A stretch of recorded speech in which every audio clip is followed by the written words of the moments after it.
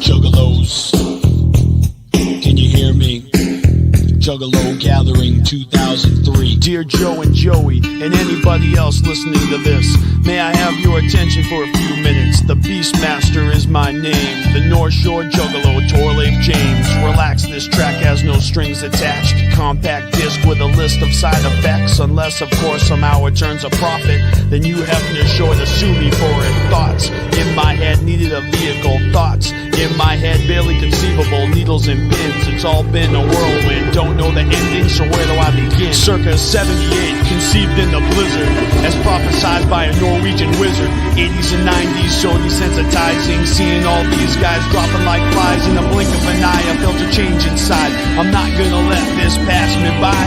I learned from experience, just trying to give a little back, so listen up or get bitch slapped. In 96, when I was 17, the Browse House Easter Sunday wrestling, Tommy B enthusiastically introduced me to a little something something off the Riddle Box L. Curiosity cracked open Carnival doors when Malenko dropped in and out of record stores, but this was nothing in comparison to witnessing a clown show in person. Ninja's vision of heaven in 97. Paradise, that Boston venue, had no clue what we were getting into.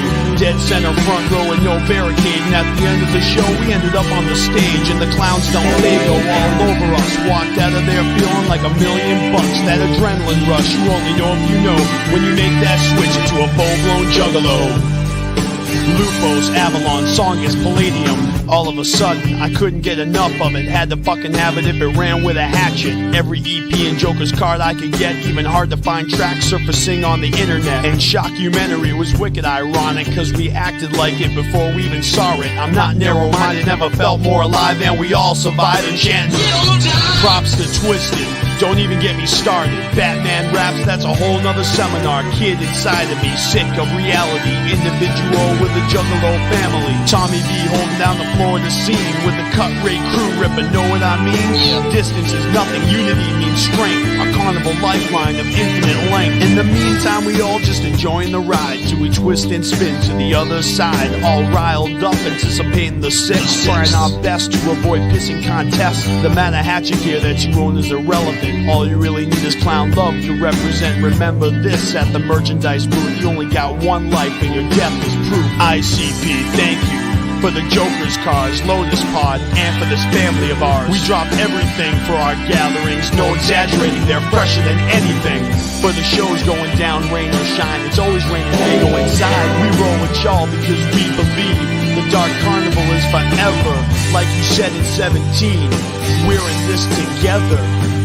The carnival gets me high like marijuana, ecstasy, beautiful like Rihanna, diamonds, all up in a piñata. Hit 'em up if you want quick before you're a goner. Think you gotta shine? Take a look at the lives you changed with this carnival surprise. Hell, I gotta shine equally bright. Swear to God, I'm not lying. My shine's damn blinding. Just a matter of time, man. Hear the unveiling straight up gave us goosebumps. And brother, I promise, he didn't trick us. It's justified, 10 years in one song. Inside, I know I knew it all along. In this complex matrix of technology, I don't need my Joker's card spelled out for me. It's time we told you how great you are. Our carnival unity, always top priority. I'ma be down, down with the clown till I'm dead in the ground. Look in my crystal ball, it's alright. Sit back, evolve, and I'll be alright. I'm chillin', I'm inland, with my guts all over the ceiling. Home to the monsters, roaming the land. I wanna come home, but you don't understand. Why do we do the things that we do? Wicked rhymes, wicked times, you too. Damn, I wish I could be a ninja. Damn, I wish I could be a ninja. How many souls will fall from the sky? How many souls were wondering why? We know you hit who we are, but even in Shangri-La.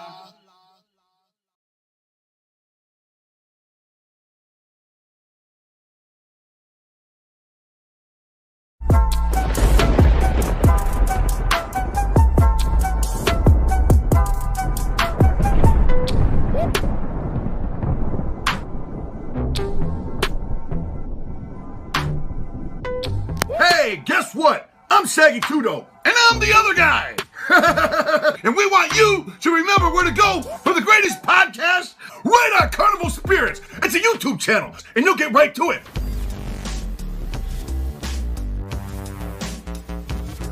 Hello, creeps. It's me, John Kassir, the voice of the Crypt Keeper. Sending a shout out to the BeastMasteR and the Juggalo family at Spirits of the Dark Carnival. And you can find them dead or alive at Carnival Spirits. They're dying to see you there.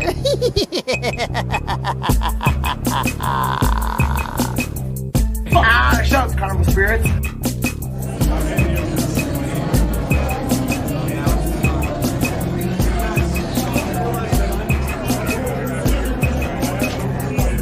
Green and Mr. 505. Yo, it's your boy Trey Pound. Shout out to the fucking Carnival Spirits up in this bitch, you know what I'm saying? Trey Pound in this bitch, chop chop. The gathering was peaceful, although one marcher did engage in some extremely ugly hate speech against the Bureau. But who can blame them? What up, Juggalos? Grab my Fago and we'll get this show on the road. We got BeastMasteR coming up next. Honestly, this is crazy because I didn't know BeastMasteR rapped like that. I thought it was dope, man. He kind of creates that immersive world, kind of like storytelling universe. It was dope. That's one of the ones you got to sit back and just absorb the message and shit. It was dope. I loved it. This is BeastMasteR. Woo! Carnival Spirits. With your own eyes. Son of a bitch. We got Carnival Spirits. Carnival Spirits. Hey. Let's go. Get it. You're watching Carnival Spirits. Subscribe! Subscribe! Don't say it! What the fuck is up, motherfuckers? Good evening. Good afternoon. Good morning if you're watching on the other side of the dirt ball. We are live. And I just shot the link to our mystery special guest. I think. Holy shit. We are finally live. I tried to do this shit yesterday, you know, as per scheduled, and I just couldn't make it happen. So we postponed till tonight, and my apologies to anybody else who's live streaming, like the Gather Network. Shout out to Smokey and all those guys. But the show must go on, and I've got a few people that are going to be joining me tonight because we are going to be reviewing the motherfucking Gathering of Dreams. Gathering of the Juggalos 2022 went down last week. And if you've been following Carnival Spirits on social media, you've seen all of the pictures, except you haven't even seen all of the pictures because I haven't even posted all of the pictures. I've saved some of them exclusively for this broadcast. So I will show you guys some of the highlights of the gathering right here tonight on the BeastMasteR Show, episode 54. I'm starting to lose count. It's like I'm starting to forget how old I am. But real quick, let me bring up somebody who's in the backstage area already. I believe this was not last week, because last week we had a special guest live at the gathering. Shout out to Sober from Juggalos in Recovery. But the week prior, before the gathering, we were blessed with the presence of the Sex Waffles. And here we have 1/3 of said Sex Waffles with us tonight. How's it going, brother? Whoop whoop. It's Resurrect, yo. Blessed to be here. I think we actually did have an interview with you, like it was super brief at the gathering. That's right. You were but you weren't the mystery special guest for that episode. No, right? You guys made your first. Basically, you guys have returned to the show. You know, every time we've gone live now since your special guest appearance. That's how we do it here. If you've been on the show, then you're welcome back on the show. Much so obliged. There's like 50 motherfuckers that are welcome back on the show, and they all know it. Whoop whoop. That's what's up. So. Yeah, we're just like getting started. We're going to be talking about the gathering all night. It was a good one. This was my 9th one, and I'd have to say this is probably like one of the best. It's probably like my top 2. Nice. I would say similarly. I was just on Team MUJ's stream last night, the weekly Wicked Web Show, and we talked exclusively about the podcast event, at least during my segment when I was on there, and that was nice to be able to talk about that with those guys. You know, they were right next to me in the booth, but we're going to get into all of that more. We're going to look at the timeline. I want to talk about my favorite performances and and of course hear from everybody else that joins us. If anybody else joins us, maybe not. The links have been sent out. Maybe everyone's sleeping. It's all good because I do this every weekend, and we'll get it done. You know what I mean? It'll be out there on the web for everybody to see after it's out there anyway. So yeah, this is going to be the primary gathering recap episode, but you better believe we're probably going to be reeling about this gathering for quite some time. I am sure not done sharing pictures. I haven't even started sharing videos yet. Y'all know me. I love fucking bootlegging shows at the gathering. I took a look at the GoPro footage, and I've got 3.5 hours of GoPro footage. Damn. Yeah. That's one thing I regret, man. I didn't get enough pictures or videos. I feel like I didn't get enough. I didn't even hardly get enough. Like there were nights where I didn't even take the camera with me because I just knew I wasn't gonna. That's the thing is I'm on vacation and I do like filming, but at the same time, everything I didn't film meant I was actually having fun. You know what I mean? My hands were free. I lived in the moment this gathering, man, for real. Mm-hmm. I just promoted, and had fun. You guys had a really ill promotional tactic going on at your site, like during the set that we did after Big Hoodoo in front of Nightmare. We should talk about that because for everyone who missed it, I don't blame you for missing it, but man, it was fun. It was awesome. If they missed it, I blame them for missing it. They we blame you. You blame all three of us that did our performance. Sex Waffles, BeastMasteR, and Mr. Green. We all fucking killed our performance, even with my shitty sound system, 80 watts. All right, and man, we were the only thing going on at that time. Literally, if you weren't there, you were fucking square. Well, I'll tell you this. It was really late. It was really dark.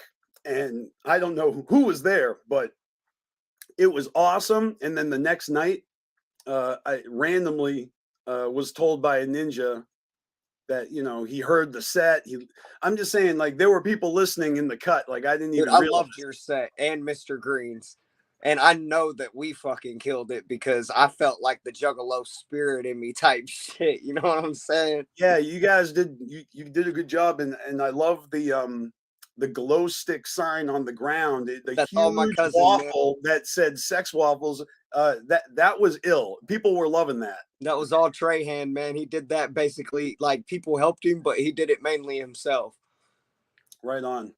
Yeah, it was fun to watch him build it little by little because it started getting more intricate as the evening went on. You should have saw it the next morning. There were nangs everywhere on it. Our condoms laying around with them and shit. Oh man, and that was just like one moment. This year, the gathering was full of many, many moments of freshness. Like I say in the title of the video, maybe I can pull up the thingy thing. All right, so I call this Gathering of Dreams Recap, the fresh, the stale, and the ugly. Nice. And for obvious reasons of, you know, the era of the Yum Yum flower, and we were not surprised. I mean, it was scheduled to drop. Pug Ugly was scheduled to drop at the gathering. We were all led to believe that it wasn't gonna be. Is that because they said it wasn't going to be, or we just assumed it? I knew it was going to be, bro. I knew it was going to be because we were talking about this on the first interview we ever had. And we both, me and you kind of both called it out that like, it's a gathering tradition for them to be like, all right, well, we're behind on things. And then somehow they make it fucking happen and they pull it out their ass right before the gathering. It kind of amused me that when they did their infomercial stream, I heard Jay say it. He said that he made it into the studio 2 times while he was fighting pneumonia or whatever. Yeah, and he spent time in that bitch. Yeah, I just point that out because that's what I heard him say. That even though like they were gonna postpone it because he had pneumonia. I guarantee we went into that studio for like fucking 24 hours in those 2 days. I know, I know, but my point is that he didn't say what he did in 2 days. Everybody who hears that is like, there's no way he recorded that in just 2 days. Nobody said he recorded anything in just 2 days, but he went into the studio for 2 days to finish the album. That's all he fucking said. Record in 2 days though, too, man. Like I said, if you spend this is semantics here. All I'm saying is that he never said that he recorded the whole fucking album in 2 days. All he said was that he went in there 2 times to finish the album. So, I mean, that being said, the album is amazing. Pug Ugly is so fucking fire. Oh yeah, I loved it, man. It really reminds me of the old school fucking vibe, dude. It gave me a lot of fucking old school hope. The beats for the first 5 tracks were all produced by Mikey Clark. It's confirmed. It's confirmed.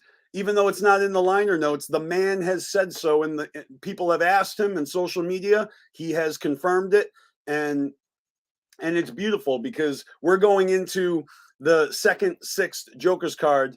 You know, this Dark Carnival saga, you know, kind of comes full circle every 6 cards. And the fact that they're fucking with Mikey Clark again at the end of the 2nd deck, it is really fucking fresh. The set that Mikey Clark did at the Gathering was so fucking ill. And even though there were technical difficulties in the beginning, and it actually started off kind of rocky, and I was getting nervous that he was going to rage quit or something, or you know what I mean? I'm like, oh no, he's blaming us for whatever's going on up there. But once he got it going, man, that was awesome. Yeah, Mikey Clark killed it at the Gathering this year. His even the last song he did, the Medicine Show, it was just cool to see Mikey Clark rapping. Yeah, that alone was like a highlight of the Gathering. You know, he's doing his whatever those mashups, those Juggalo mashups that he does. Really fucking fire. So let's see here. If you don't mind, I'm going to kind of go back to the beginning of my Gathering experience, and maybe we'll start from day one. You know what I mean? I'm actually using my pictures to refresh my memory, and because there's quite a lot to digest and sort through. You know, thinking back, I don't think about the Gathering linearly. You know, I mean, in a linear way. I'm always thinking of, you know, sporadic moments, and things are jumping out at me at all, you know, different times. Right. It's really hard to map it out anyway, unlike like time. Well, I haven't even tried that. My point is that I'm tasked now with the job of, you know, explaining my Gathering or walking you through my I'll tell you right now, really, some of the shit that happens at the Gathering stays at the Gathering. I'm not telling you everything. Absolutely not. And and at the end of the day, like, this is one of those things that you got to see to believe. Like, it is something to see. The Gathering is an event. Even in between the events, there's never a dull moment. Like an event we held after 4 o'clock in the morning. Yeah, exactly. Like, shit just popping off. Like, at any given moment, at any time, you could turn around and something's popping off and things happen. Yeah, we went until about 5:30, 6 o'clock in the morning. Well, I partied my ass off. I averaged about 3 to 4 hours of sleep each night. Honestly, like I did get sleep each night, but it was about 3 or 4 hours. I actually slept at this Gathering for once. This is probably the Gathering that I've gotten the most sleep at. Right on. Everybody kind of gathers differently. Like let's not front, especially everyone watching. Like maybe you've never gathered before. You like in order to gather, you do not have to become a insomniac, zombie fueled, like no sleep or water or no like you have to. It's like boot camp. When you go to the gathering, you're on your feet for 4 days straight. You're not allowed to have any shade. You got it's sunlight constantly. Yeah, I miss Hog Rock. No, so much for this shade. That's bullshit. I'm just joking around. The truth is that it takes a bit of survival tactics to survive the gathering if you want to experience everything, and you can't experience everything, but sometimes people they will just chill and like hydrate or stay in the shade or stay in the out of the rain, and they miss stuff, and it's okay because really we're all there for one reason. I'll let it be unspoken, but we all know goddamn well why we're there, and it was absolutely fantastic.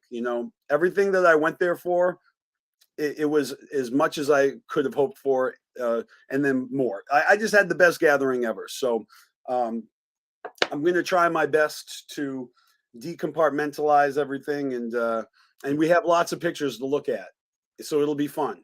But let me now take a moment to bring on the special guest for the evening. All right, we'll bring on the mystery special guest. So I'm gonna take you off for a second. We'll bring you back, but we're just gonna do a proper intro. So let me see here. Let's see. Okay. All right. So yeah, that's right. Today we've got for you this ninja who goes by the name of Juno Blaze, and here he is right now. Bam! What's up? Hey, what's up? How's it going, man? It's going great. It's going great. I almost feel like I'm gonna lose my voice at the end of the show because.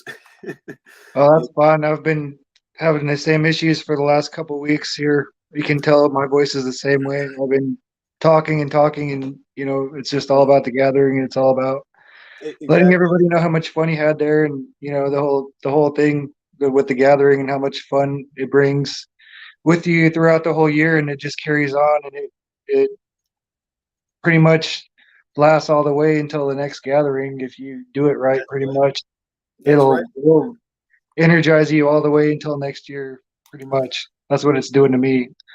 I've been in gathering mode the last couple of weeks, so I've been finding like having to tone it down. I need to go to sleep, and I need to work, and I need to get back to living my life. But at the same time, it's what draws people into the gathering. That's why they go, and that's why they see you having that much fun.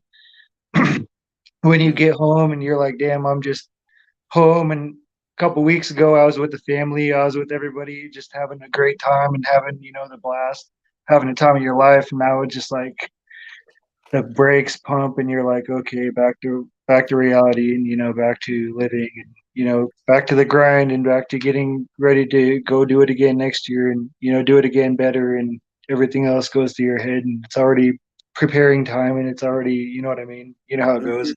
Mm-hmm. I do, and especially while we were at the gathering, I think it was cool because I just like came back to the homies campsite, to get a water, to empty a bag, to maybe reapply sunblock, and you were just there. You and your homie were just there chilling with my homies, and that's how we met. And I think we started taking a walk towards main stage. It was possibly for maybe we were trying to go see Odd Squad, but we never made it. We were just gathering at that moment. Like, I couldn't tell you who was on the stage at that moment when we were gathering. It was all about the family, and it was more about meeting people that we've seen on the social networks this whole time, and actually seeing you. Like, whoa, sorry, but like, took my breath away. I'm like, whoa, that's BeastMaster, or whoa, that's, so-and-so, or etc. And being able to talk and interact with people and not have this, here and being able to do it in person, it's a whole nother experience, is what people don't understand. Not confined to the Yeah, right. box of the video chat and yeah, absolutely. And that was what was so cool about meeting you, is that we just became fast friends. We ended up leaving the campsite, and at the end of the day, like I have so many little connections made at the gathering. You're just one of them. And so it's great to have you on the show to talk and to reflect on the gathering. I'm gonna show a lot of pictures and probably talk a little bit about some of the things that I attended. Some of the sets. Yeah, for sure. Some of the seminars. I attended some seminars. I did like fun shit like the rides and the haunted house and yeah, the rides were great. Everything was great this year. It was definitely a carnival atmosphere for sure. Right. And then I thought, we'll keep it real. There were definitely a couple of stale things, so I'll talk about what was fresh, what was stale, and of course, all the ugliness, and that's just basically my joke with Pug Ugly. I wanted to no doubt tie it in with the album. Kind of like the porta potties were kind of Pug Ugly. They didn't really do they weren't really the best this year. Let's be honest. A lot of the sanitation wasn't the best. No, we could have did a lot better. But never really is. Never those really. are some of the realities of gathering, and you understand that you've been there before, and people that haven't been there before, that I'm sorry, this is what it is. Like some years it's better. I've been to gatherings where they have cleaned the shit out of the porta potties, literally, and restocked the water and the sanitization. Maybe some of the years was great, but this year I gave it like a D. So. Yeah, a D. Yeah, you can't really knock it down any farther because it is what it is. Because I've seen worse, and that wasn't that bad. I've seen worse. Yeah, exactly. It's on the gathering scale. So yeah, it wasn't as bad as it has been in the past, but I it agree. Could be better. Everybody could do a little bit better. That's all. I mean, I never do any of the participation in there. I just see it because I have to use it once in a while. We all do. So right. Yeah, I spend as little time in those Johns as possible. It's not. Yeah, I think most of us did the same thing. Get in there and do our business and get out. You know what I mean? Right. So hey, I got another pal to join the stream real quick, and we're gonna bring dude back, and then we're gonna introduce Politicize. Oh, what's up? No problem. I think I jumped you on and off again. There we are. What's up, there you guys? go. Can everybody hear me? Yep. Yes, sir. Nice. Politicize, welcome back to the BeastMasteR show. And holy shit, man! Like, I went and saw you perform on the Nightmare stage. That was ill. It was great to be able to fucking see you up close and personal doing your thing. And then we took a walk and hung out for a while and ended up getting a picture put on Metro Times post or whatever. That was fresh. Fire. That's fire. Uh-oh, I think he's mute. Hold on. Can you hear us now, buddy? I can hear him. Oh, hell yeah. He said that's fire. Yeah, no, he was just talking about the whole set and everything and being put in Metro Times and everything, the whole experience. Oh, I can't hear. Oh. I can't hear you.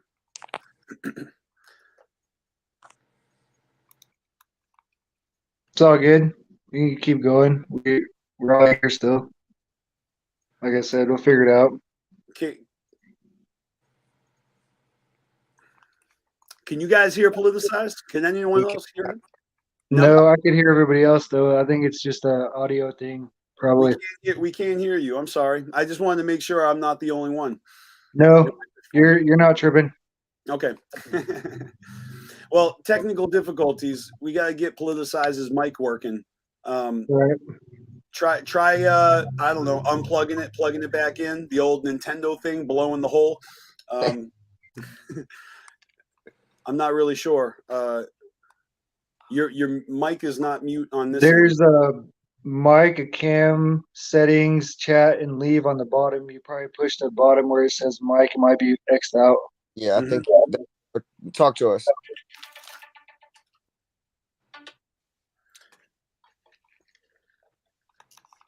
Because that's what I see on my side over here. Everybody else is, I could hear everybody else. Yeah, there's got to be a setting. That's all. Mm-hmm. We don't want you to have to hold up signs, you know. With Yeah, I'll figure it out. It's all good. Right. Well, hopefully he can get that fixed. Hopefully, but and you know he's got the link. You can come back anytime if you get your mic working. We'll chop it up with you. Yeah, no doubt. But yeah, Politicize had a great set. I actually filmed it, so that'll be up on the BeastMaster Was Here channel very soon. Hell yeah, that's dope. I'm gonna pull up some pictures here that just to jog my memory because all right, so let me start with this.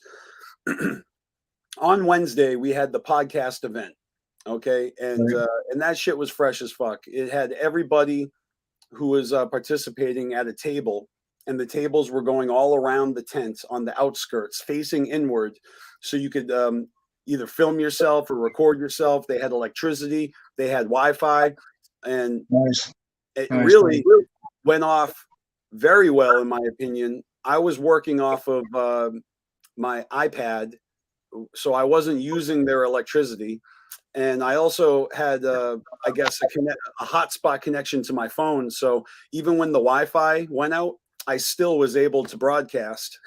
Hell yeah. And nice. What I did was I brought Carnival Spirits t-shirts that had the timeline on the back. I'll show you what those look like. Oops. I got one. Yeah, you got one. I see them all over I've seen it. Maybe not that design, but I know that's how I recognized you was the design of your shirt. To be honest, it's like, oh, that's BeastMaster. Hell yeah, that's dope. So I got the timeline and everything on there, no doubt. That's fire. I had a whole bunch of them made, you know. This is the last one left. This is actually spoken for, but really I wasn't going to have any more made except, you know, somebody won a free shirt at the podcast event. We did a giveaway. They haven't claimed it yet, and I want to honor that. And I also figure if anybody actually wants one of these t-shirts, you know, with the timeline on the back, there is a link, and I will share it with you if you would like to buy one real cheap. I'll keep that shirt available for anyone that wants to buy one. You know, it's yeah, that'd be cool. It was supposed to be just for the gathering only, exclusive. I wasn't going to let any more get made, but at the end of the day, if someone wants one, there's a link, and you can buy one at the same price I bought it. You know, like at cost. Right, that's real though. That's just being real. That's dope. Because a couple of people were asking me for them at the, you know, they wanted to buy it, and I only had like, you know, 2 of each size, so they went so quick, you know. Well, that's how everything goes when you're at the gathering. You know, things are just fire, and there's that moment. You know, people strike when the iron is hot, as they say. Yeah, but there were a few people that I feel bad because they asked about the shirts, and I was holding on. I know, but so anybody that wanted that, you know, they go to that link like you're saying. You hear me? Yeah, there you go, buddy. Awesome. All right, got it going. Awesome. What's up, brother? Not much, man. Not much. Gathering experience, I guess, right? Yeah, it was good to see you up there, man. Because, like, honestly, like when I saw you, I felt like I had more support. Like, I don't know, like it was just like a moral like push, like, okay, you got the touch now or some hell shit. Yeah, like hell that, yeah. you know Well, what I mean? look, I was excited to see you up there because for me, that's kind of a thrill to know the person that's performing on stage. And at the gathering this year, oh my God, I'm like spoiled. Like I know Wicked Wood, I know Mad Max, I know Politicize, I know so many motherfuckers on stage, and it's so fresh. Like It was pretty fresh, man. They let a lot of people up on the Nightmare stage and gave a lot of people a chance this year. Yeah. I mean, I felt that. I know, like, as somebody that's a spectator, like last year, and I said this, and I don't mean to be a dick, but I was kind of like, yo, this lineup sucks. You know, I did say that. And, like, you know, if you know, I'm performing there, now I'm kind of making fun of myself, but it's like everybody has that feeling, whether you're somebody on stage or whether somebody there to fucking watch the show, you know?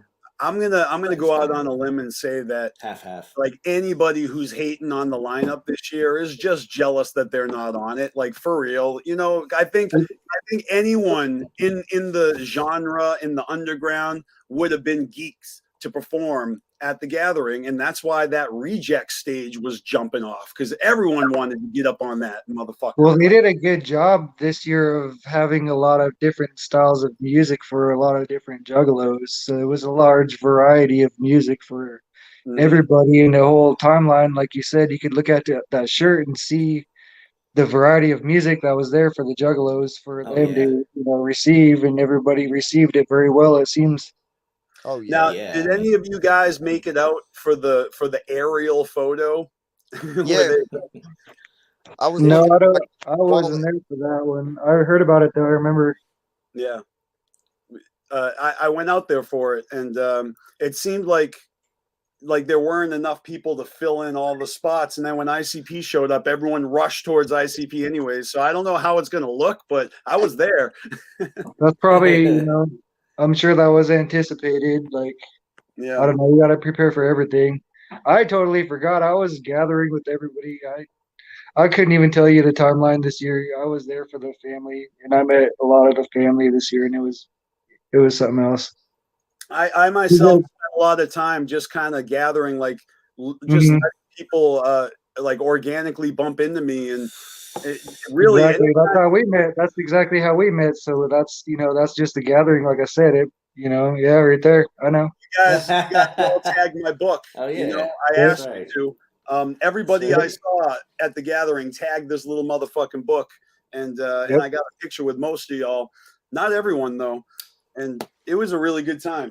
People were just pleasant, excitable, fucking, there to have fun, even though there were a lot of challenges in the elements and the rain and all that, I still saw people having a lot of fun. I had a lot of fun despite all of that, Yeah, some of us I was hanging out with it was their first gathering, and I was like, damn, I'm sorry it had to rain, and they were like, I wouldn't be here, I wouldn't miss this for anything, even if it rained, if it was 100 degrees, if it was snowing out. I'm just glad I'm here with all the juggalos. That's what I kept hearing everywhere, and it was just and there was a lot of dedicated coverage, a lot of unity. So good.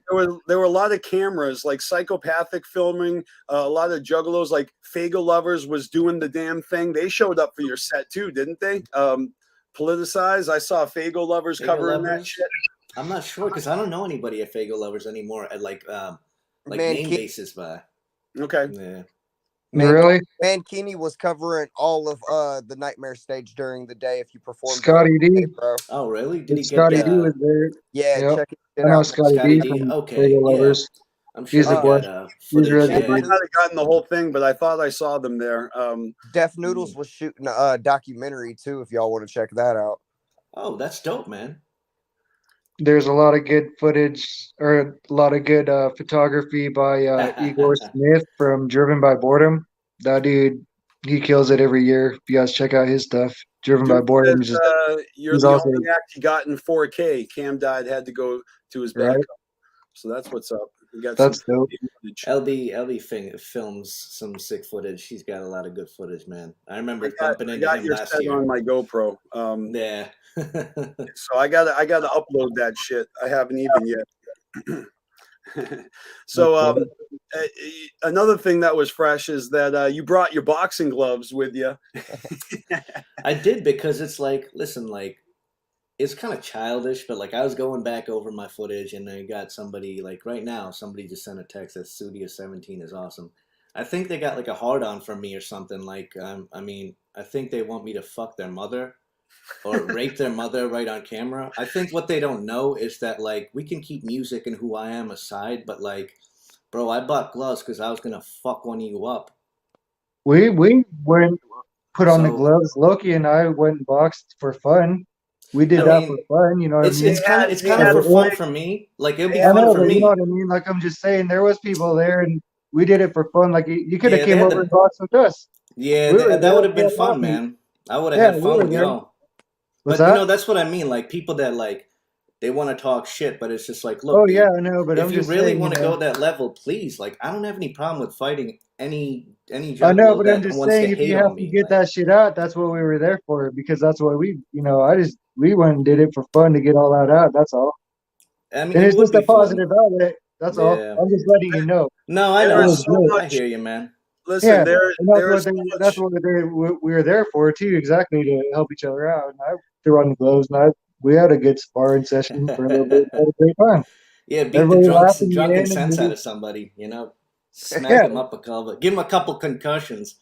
Have him There's a fucking lot of beat up. juggalos that are getting their kinks off of that. Like I seen motherfuckers like wailing on each other in the mosh pits. I seen motherfuckers like paying girls to spit on them and slap them around. I seen people like basically getting paid to show their buttholes. There's so much happening at the gathering. All these side hustles. I remember the butthole thing. Debauchery.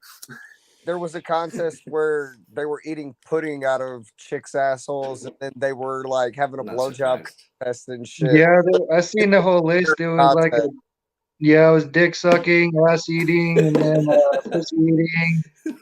We walked by, and there were so many people there. I couldn't even see shit. But at the same time, there was a lot of people that were watching it, and it was during the daytime. And it was in a spot where you couldn't really miss it because it was in the center of the You're gathering. talking about the Mr. Juggalo pageant, right? No. Well, I was there too, but that was just the tip of the iceberg. Just the tip.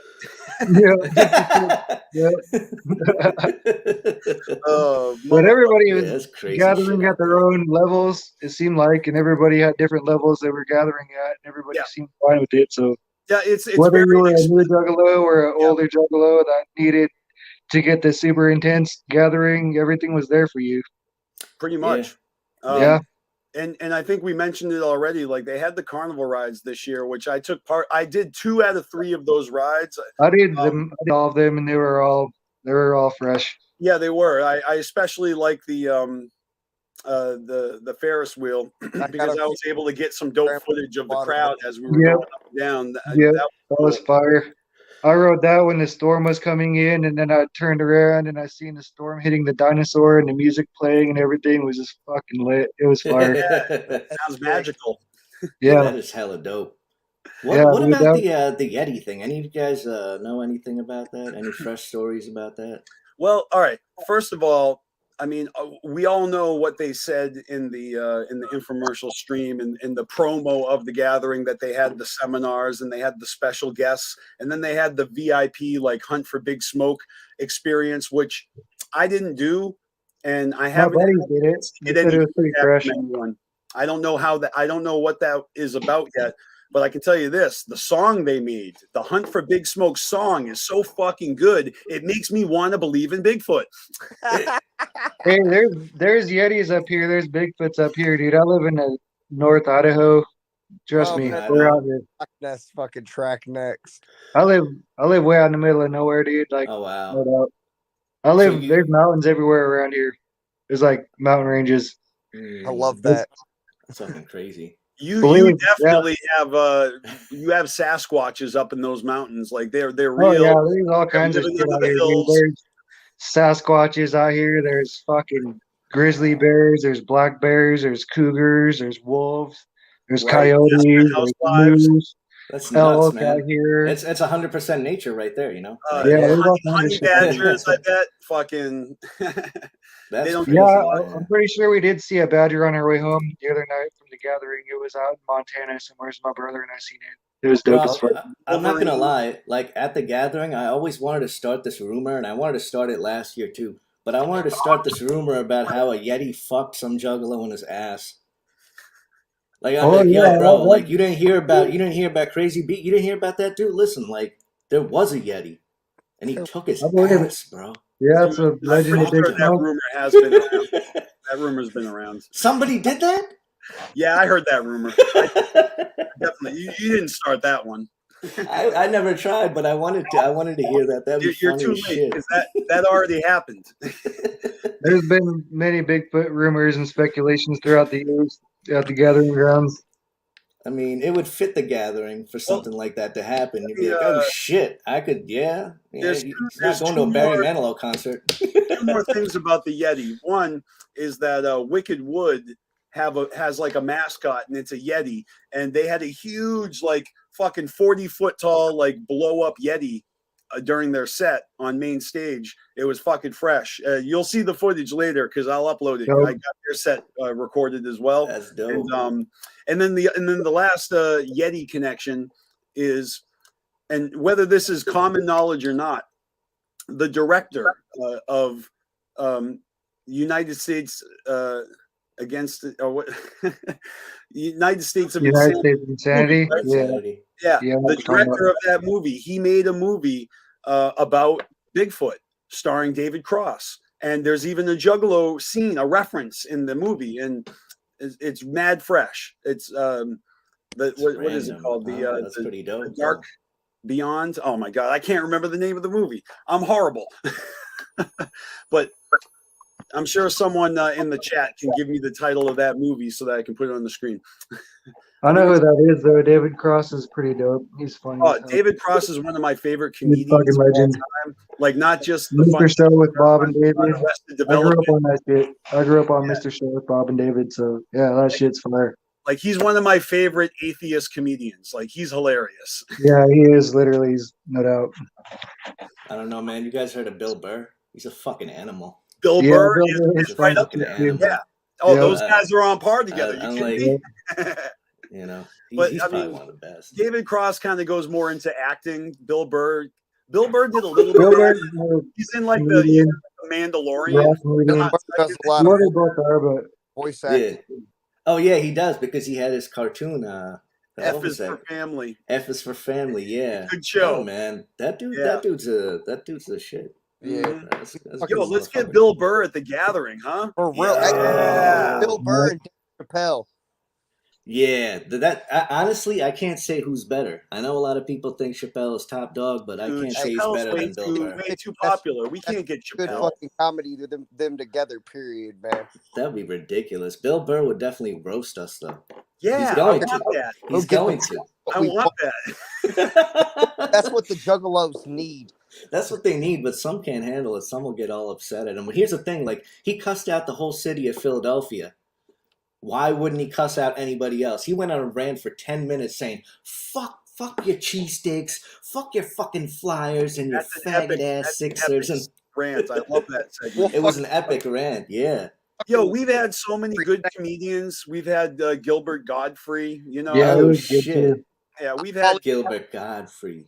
I remember. Then what about that one fat dude that passed away a while back? I think it was Dan. Was his name Dan?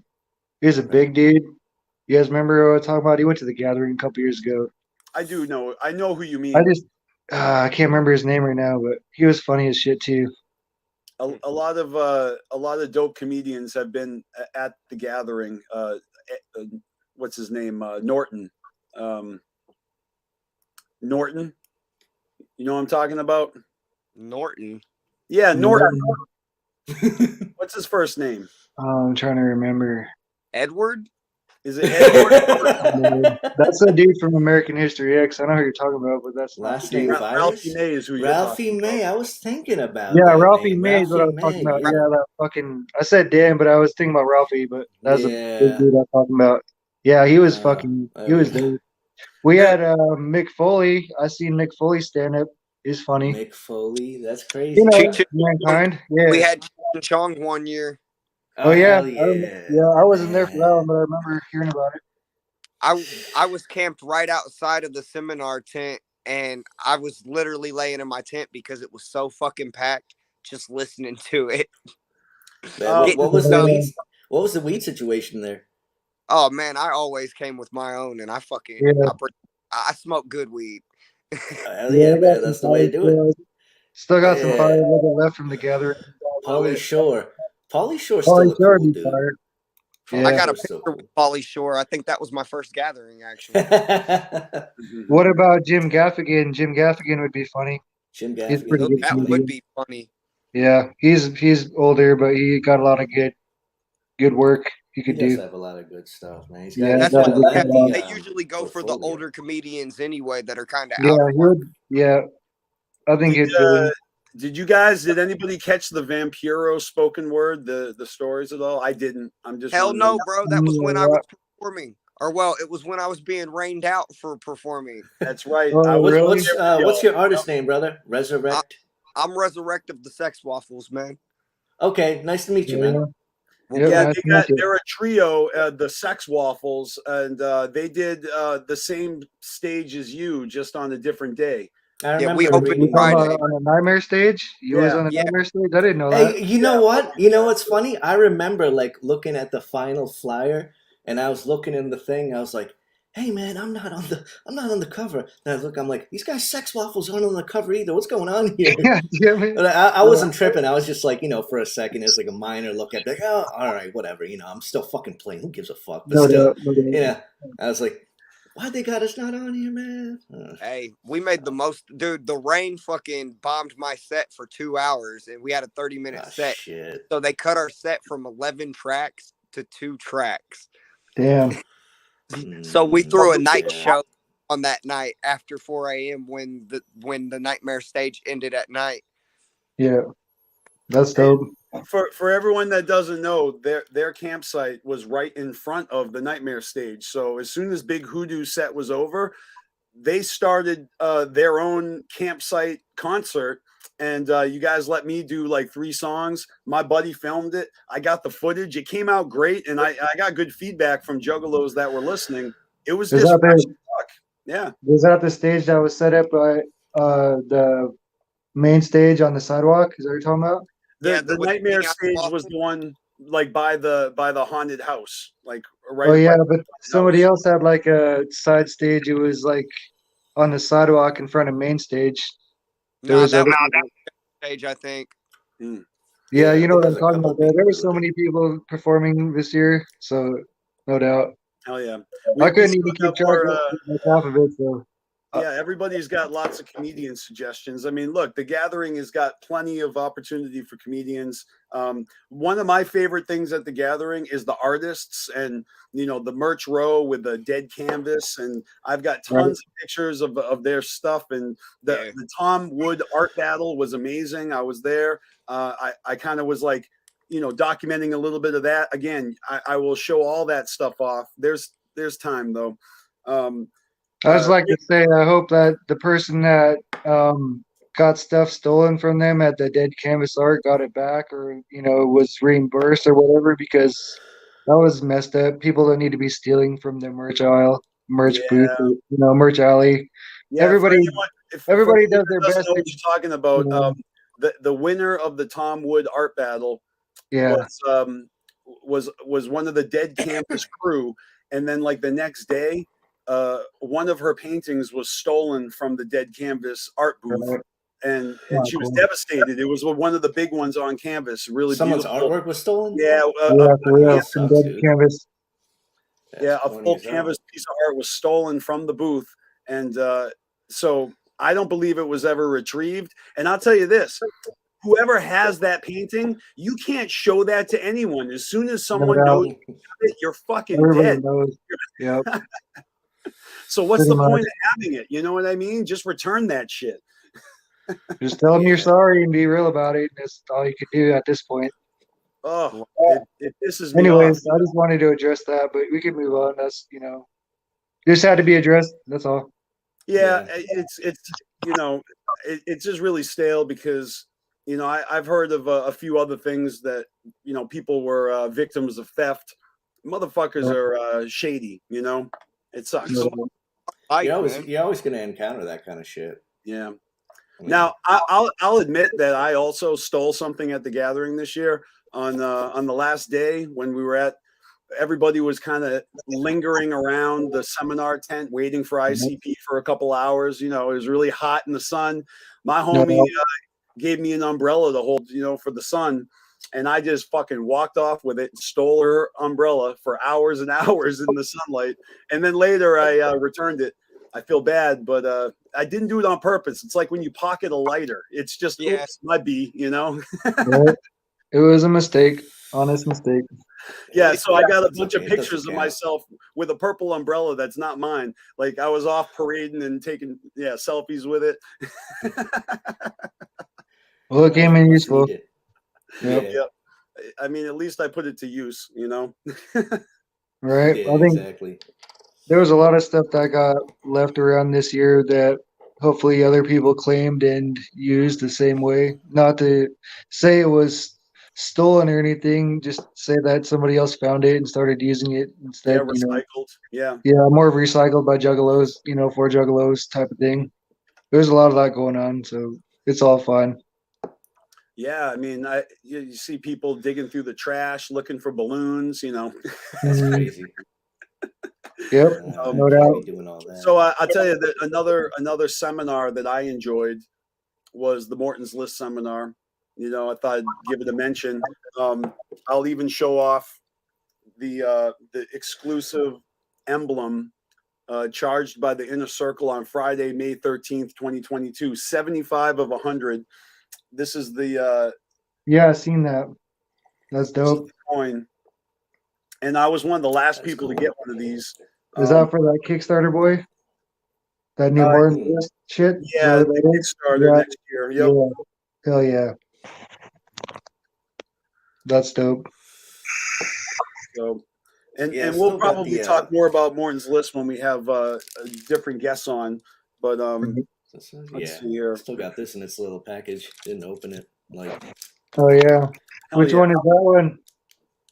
That's the last one, the one that's That's the coming one out that- on Hallowicked. Yeah. yeah, this is the Oh, one they really? gave everybody when you just went in. 'Cause I got, kept yeah, that. it's the same one, yeah, right? Yeah, exactly. Yeah. I got a Wicked Vic, but I actually lost mine. So I tell you, if anybody has an extra One of these boys still. gathering, Oh, nice. Look at those.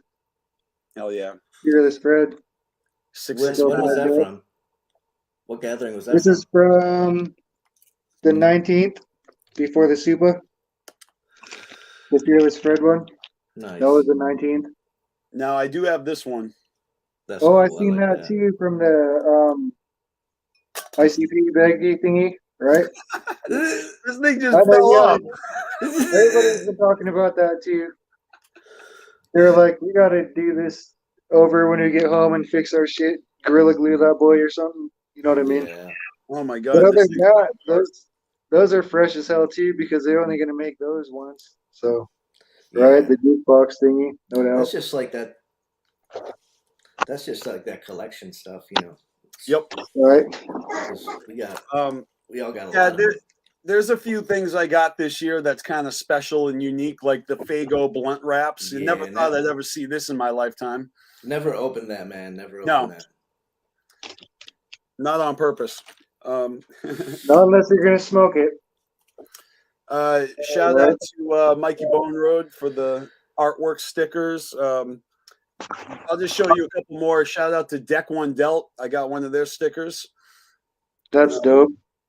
I got a Ugly Juggalo podcast sticker. That's fire too. Jigsaw Killer. I bought his CD. Came with some stickers. Shout out Jigsaw Killer. And then shout out Wicked Dreams Creation for the new fucking design. So sick. So what was the Pug Ugly then? What was this charm? Because I got this one too. Right? Yeah, that's the one I got. Wicked Or is Vic. that the same thing? Oh, that's not the same thing. No, that's No, not the because same there's thing. 3 of them. So you got one of 3. I got 2 of 3. You got 2? Yeah, because I still got this boy too. Hell yeah. Right? Well, if you're willing to part ways with it, I'll buy that off you because I lost mine. Which one? I had the Wicked Vic, but it don't matter which one I get. I just need one. Is this the one you're talking about? The Wicked Vic? Yeah. Well, that's the. Is it? Yep. Okay. Either way, Hell yeah. I got you. Do a Thank you, man. Because I don't know what happened to mine. It either got lost or stolen. I don't know. Really? I Yeah, got phones all over this place. It's crazy. I recently wanted to get like an album from somebody. Like I found the first Twisted album from like Psychopathic that has that different cover with the 2 like baby dolls on it or whatever. Here's another charm. I want to grab that. Right? That's another dope one. That is this thing did fall apart right in front of my eyes here. Yeah, it happens. The At least we answer made to it home your together question safe. is I don't believe these are orderable yet. No. You know, this came with the VIP. I actually did VIP this year. I wasn't planning on it. That's the only way you can get it.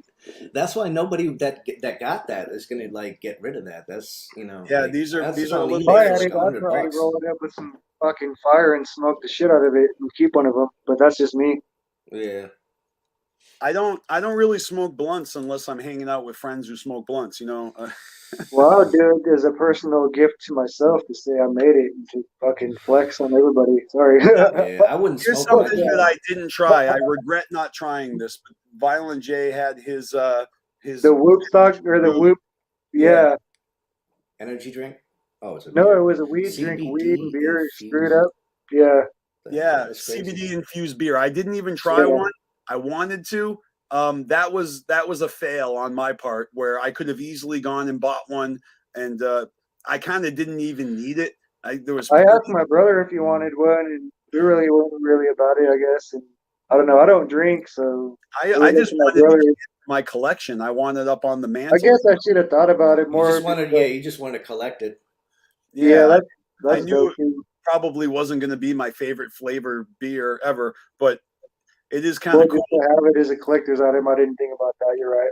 Yeah. Now I also got little pins from Team MUJ. Shout out to Midwest United Juggalos for the super dope little hat pins.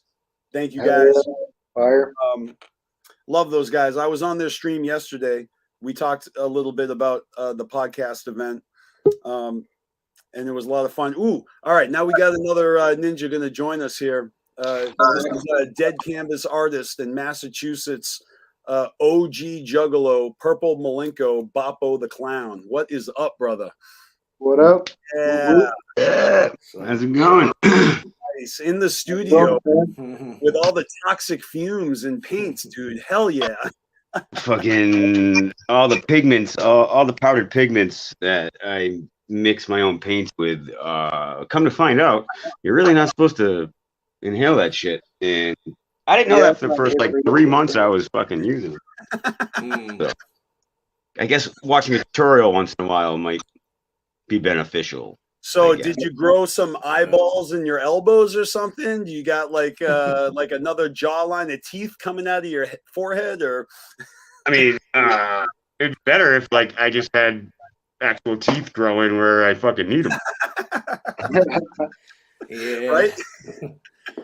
Oh man, I love you, Boppo. It was so cool. No shame. Gathering.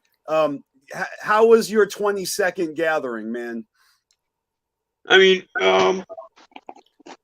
while I was on the grounds, it was great. I had a falling out the first night. I am pretty sure that I am slowly becoming diabetic with all of my pancreas issues in the past. So I was told to take a little time out for a couple days, and I needed it. I had to do it. I wouldn't have been able to stay there the whole time if I tried to keep pushing myself. So yeah, 22 years after a while. And it's not 22 easy years either. You know the crew, DJ. You know how we do.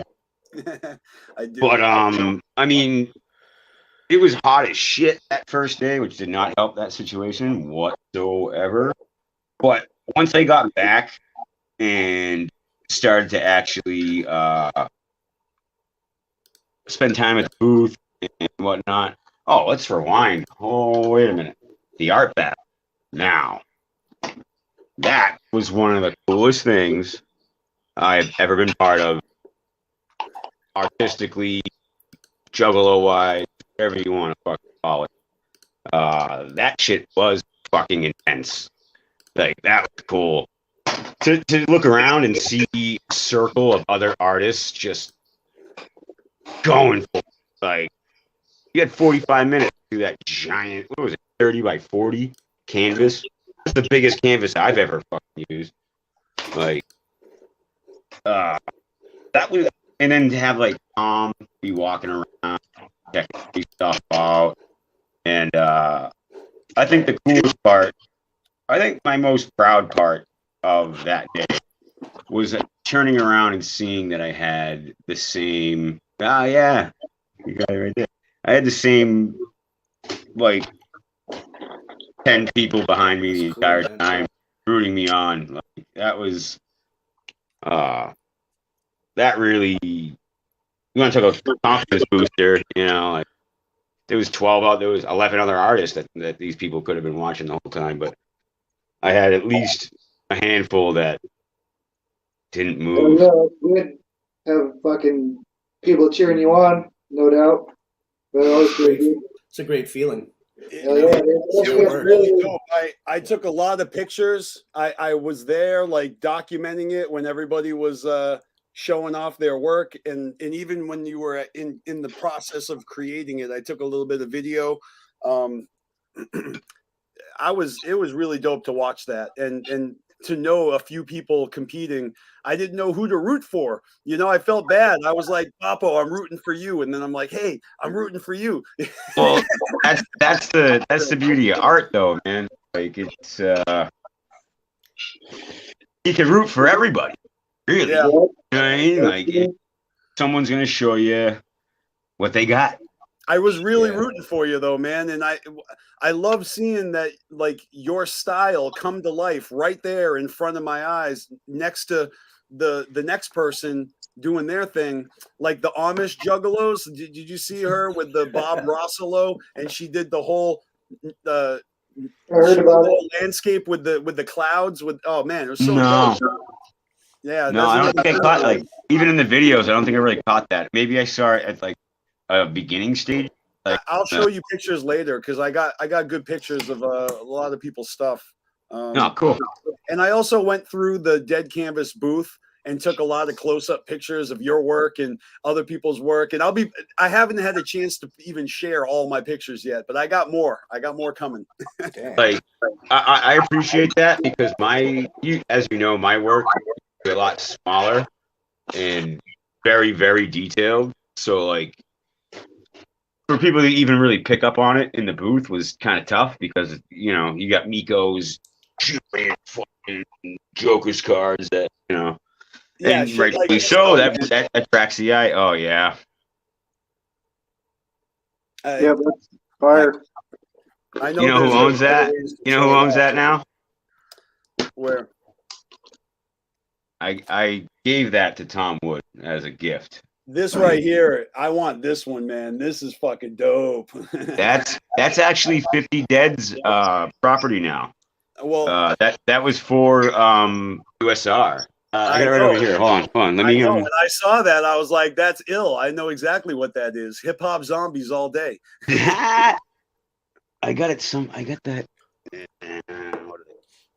See, it's nice having studio, a nice big area, but it's also where you lose fucking everything.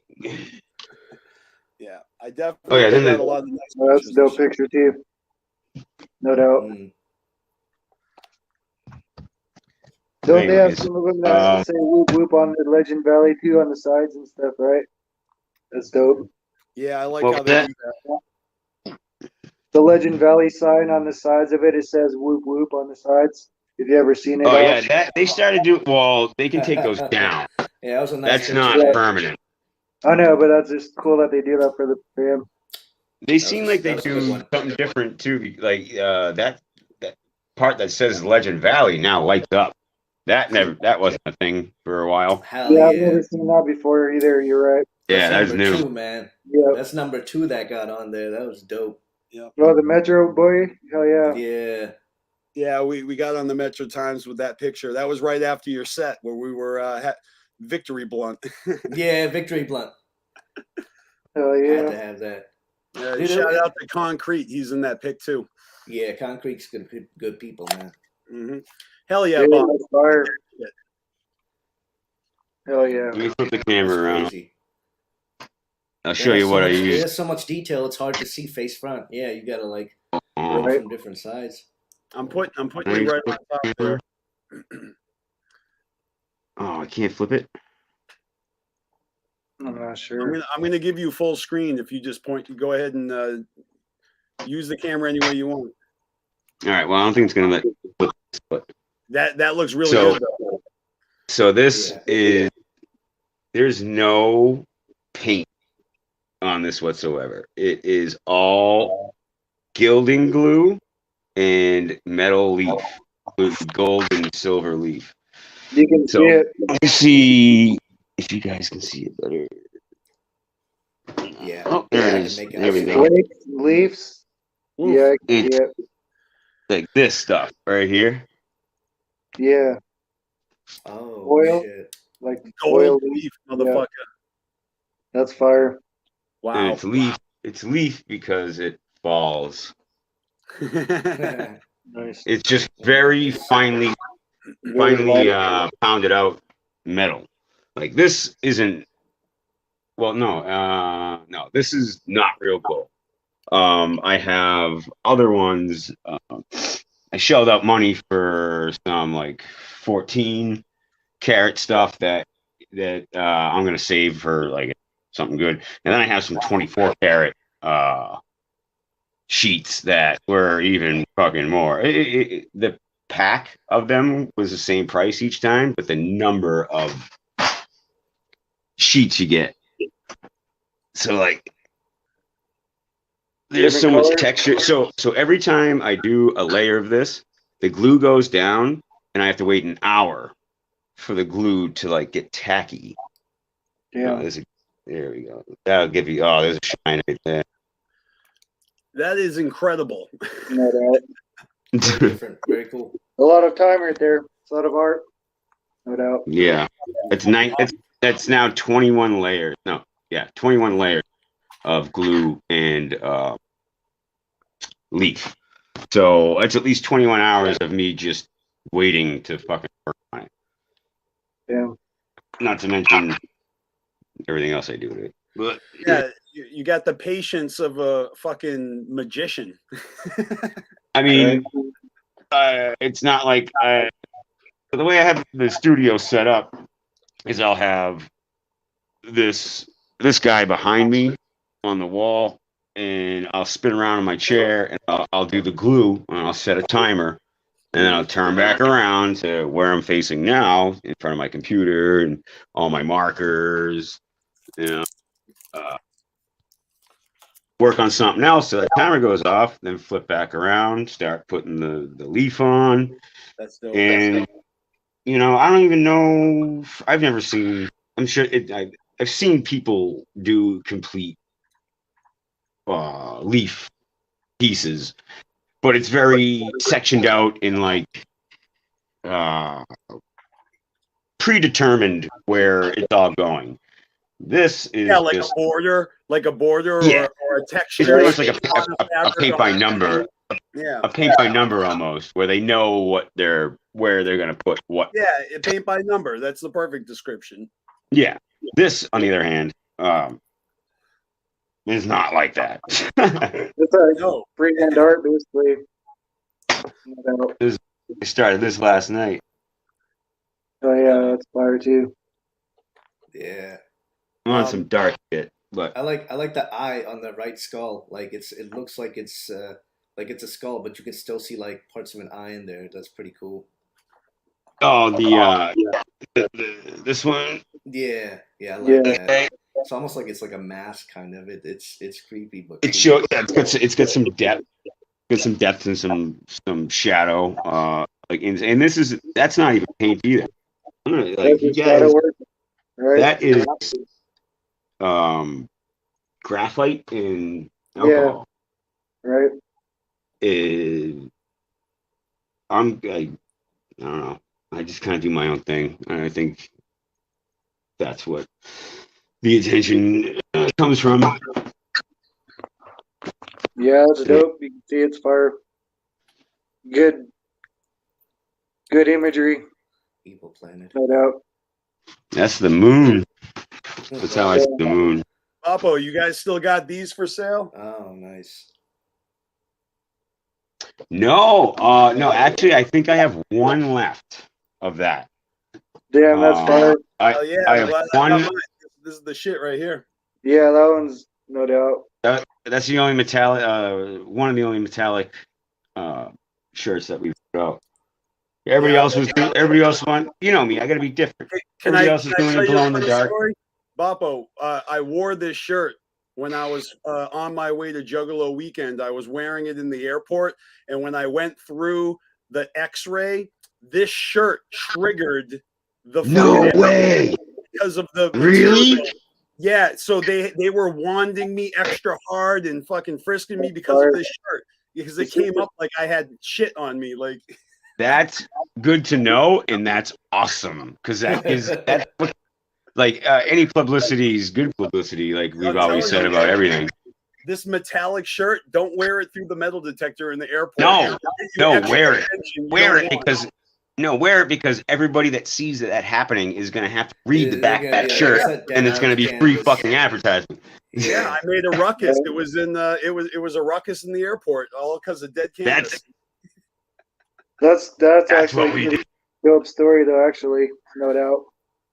You know, Yeah, it wasn't bad. I mean, I oh shit, my shirt's got metal in it. My B. Yeah, like it wasn't your. It's not like you planned on doing that day specifically at that airport. To stop It was a bad choice of shirt. Yeah, it was a great choice, but it was a bad timing. That's all it was. I literally am like taking everything metal out of my pocket, you know, and damn. Yeah. So let me show you something. I just spilled this 99% isopropyl alcohol everywhere. Yeah. But this is how sometimes things happen. So right now it's all over this folder, but it's dripping on a canvas randomly. And it's probably going to do something cool once I take a fucking brush to it. And luckily this wasn't something that I was too far into. But expect a post with whatever happens with that and the alcohol. You have definitely got. Hopefully, it doesn't ruin my floor.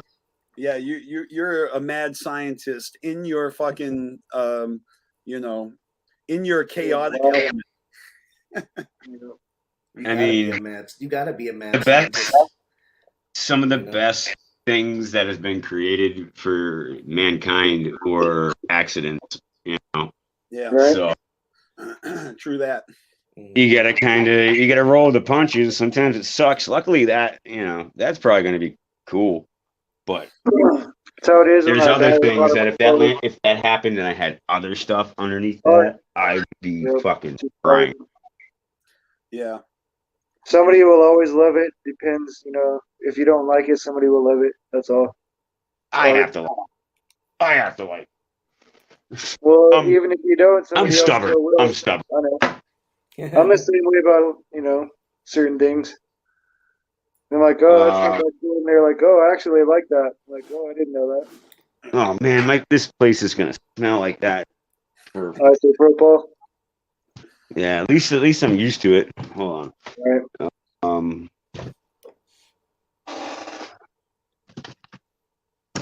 Yeah, it looks like after Politicizes set, really hanging out with juggalos until it was time for Wicked Woods set was what I was doing on Wednesday.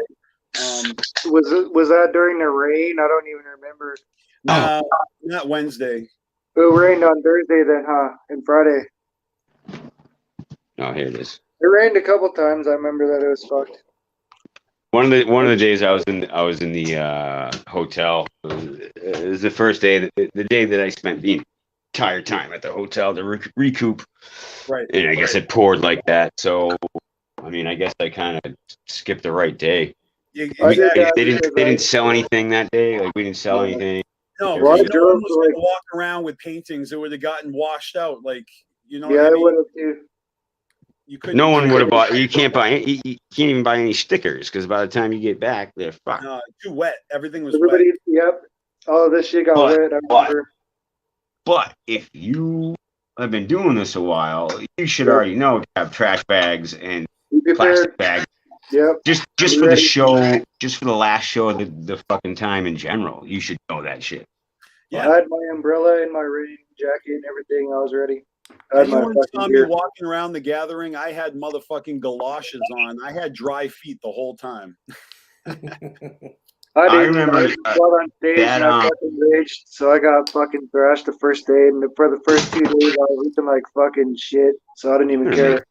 Yeah. I drove for 4 days to get there. I drove from North Idaho all by myself, pretty much. My brother helped a little bit of the ways, but I drove. My round trip on my vehicle said like 80 hours in like 4,700 miles round trip, so it was a good couple of weeks. Like I said, just fucking had a good gathering. It was great. Is when you get there, you just go as hard as you can until you fucking crash. You do that for so many years, and you regret it. Trust. Well, this is my that's what happened this year and last year. Did you happen to catch Mad Max and Reverend Television? Yes, set? actually, that was right before I passed out that day. Good. 'Cause that was incredible. I'm glad you saw that. I heard about it. That was a highlight of night one for me. This year was just a good year for music. Like with so many friends performing, and then the epic shit they were doing with ICP's jukebox and like the old school stuff like Sir Mix-a-Lot and KRS-One. I love that shit. That was epic. The jukebox that had me fucking raging, dude. I was lost in heaven for a little bit there, Juggalo heaven in the mosh pit with the buddies, and just I made it on stage. I did everything. It was a crazy night. The jukebox set was what I came there for, so you know what I mean. It made it worth it. The second What was that? was still fun. Jukebox set? What was that? The jukebox. What's that? The second night? Yeah. Yep. Yeah. I wasn't there at all. Yeah. You missed out on them playing like Mental Warp and Watch My Ride. And, Watch My Ride. See, but the thing is I saw that way before any of you have. So I know. But I can miss whatever the fuck I want. They did play a couple of Yum Yum songs. Cool. Watch My Ride. While I'm inside. They played the rain song. Listen, I'll tell you what. I'll tell you what I missed last year that I regret. Bizarre. Mm. Oh yeah. I didn't have any of my medication. I left it all at home. Heart medication, all sorts of stuff, and so tired I was falling asleep in the rocks in front of the fucking main stage, and I was like, I'm gonna go to my tent. It's not worth me sleeping on jagged rocks because I'm gonna sleep regardless. So I'm fuck it. Yeah, and I appreciate people being concerned for me, but at first, there was a few people that thought I was back to my old ways, doing shit I wasn't supposed to do. Because why would I go to sleep during bizarre? But I didn't have any of my medication. I just couldn't do it. I've learned when you need to stop, it's time to stop. Just because you're at first the thought of it, you gotta turn off, and you might still miss something. And I've definitely missed shit at the gathering because I needed to recuperate from what I just did. Yeah. But if you don't, you're gonna burn yourself out. And then, but the most important thing is the last show, the last night. And if you fucking burn yourself out for 3 days, and then you miss ICP the last night, you fucked up. Yeah, that's rough. That's number one. I don't know how people party for like 5 days straight before the gathering even starts. So when it's day one, they're already hanging on by a thread, like we're going to be on Sunday. Yeah. There's a lot of people that stay fucked up before the gathering even starts. Yeah. Like I don't know how they function. You know what I mean? Like I require to start on my best foot forward to be able to handle the endurance challenge. These guys, they're already partied out before it even starts. Yeah, like last year, I remember I made it every time for years. When I was walking around last year, I was not in shape, and like this year, now that I was walking around, I felt like I was in better shape. Last year, I was like sweating it out, walking over rocks on my shoes and all that shit. This year, I was like more prepared, I guess. I was healthier. Yeah. Well, I brought a pair of sacrifice. You learn. I usually bring a pair of sacrifice clothes, everything to sacrifice. I bring a tent sacrifice. I'll bring it home and wash it. You know what I mean? give it a good sacrifice. Shoes, socks, true. like all sorts If of it's really Socks. bad, if it's I buy really new bad, I socks leave after it. every game. But I try my best not to fucking thrash so hard that I leave shit. A couple times I did at the 10th annual. I did. I thrashed fucking hard and I left.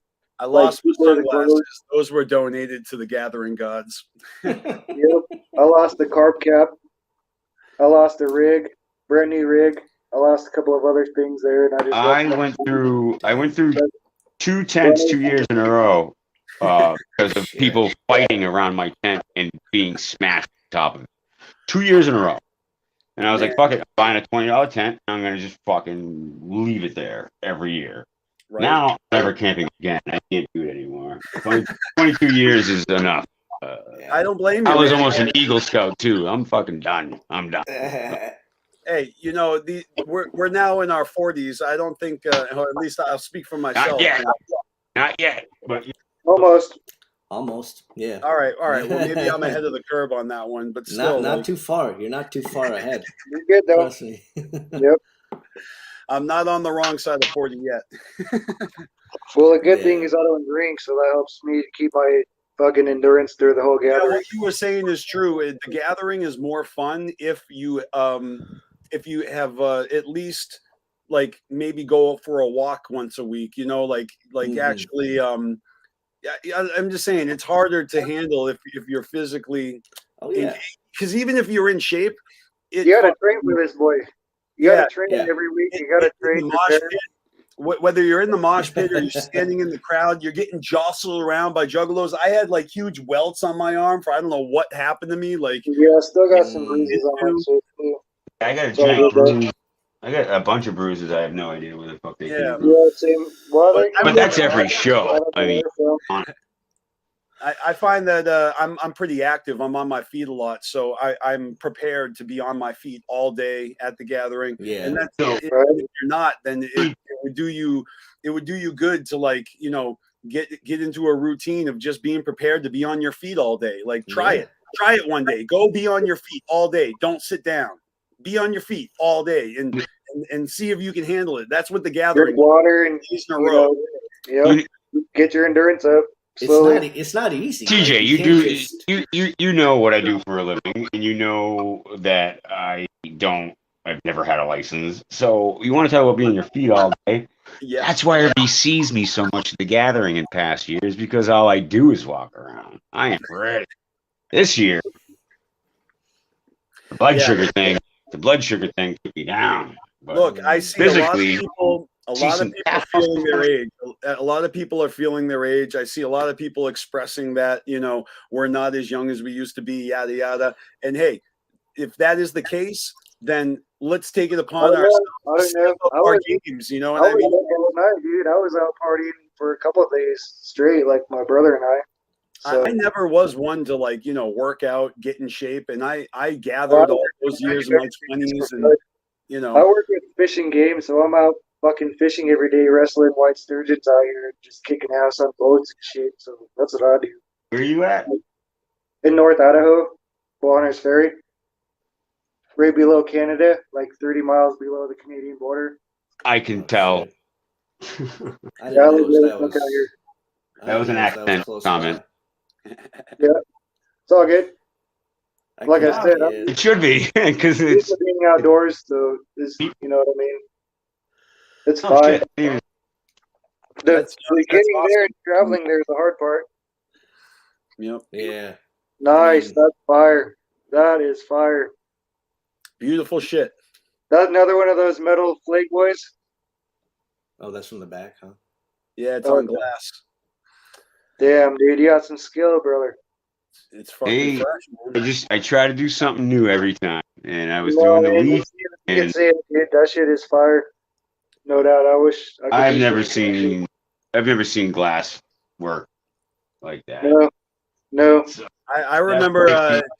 Makes me want to do it. You know what I mean? 20 years ago, I remember you showing off like your Wizard of the Hood sculptures. The Look at that right there. You guys want to see it?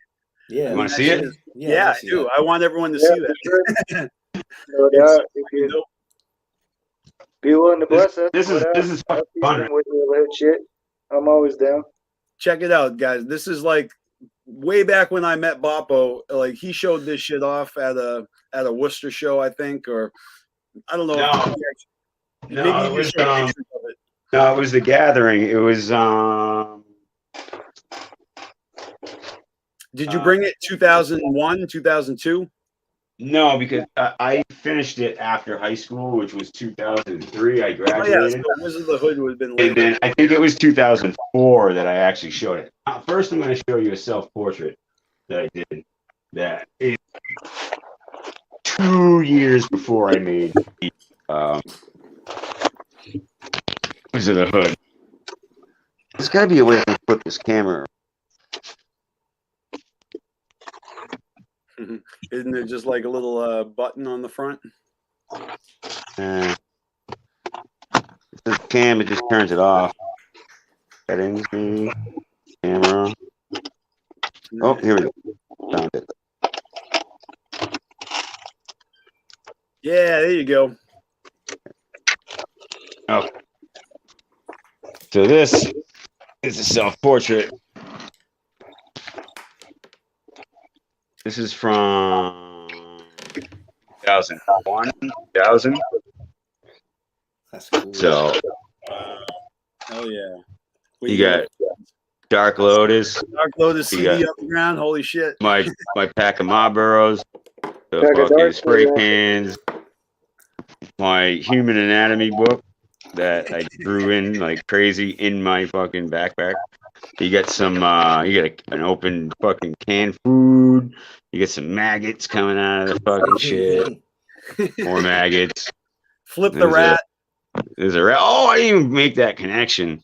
That was a precursor. You got a 40 ounce. You got, and I see the ice cream cone melting. Nice. This was a phone booth at one point. I got to find it because that was some of the most detailed. So the phone booth was this big. The actual booth part was about this big. So the keypad was about this big. And the fucking buttons were this big.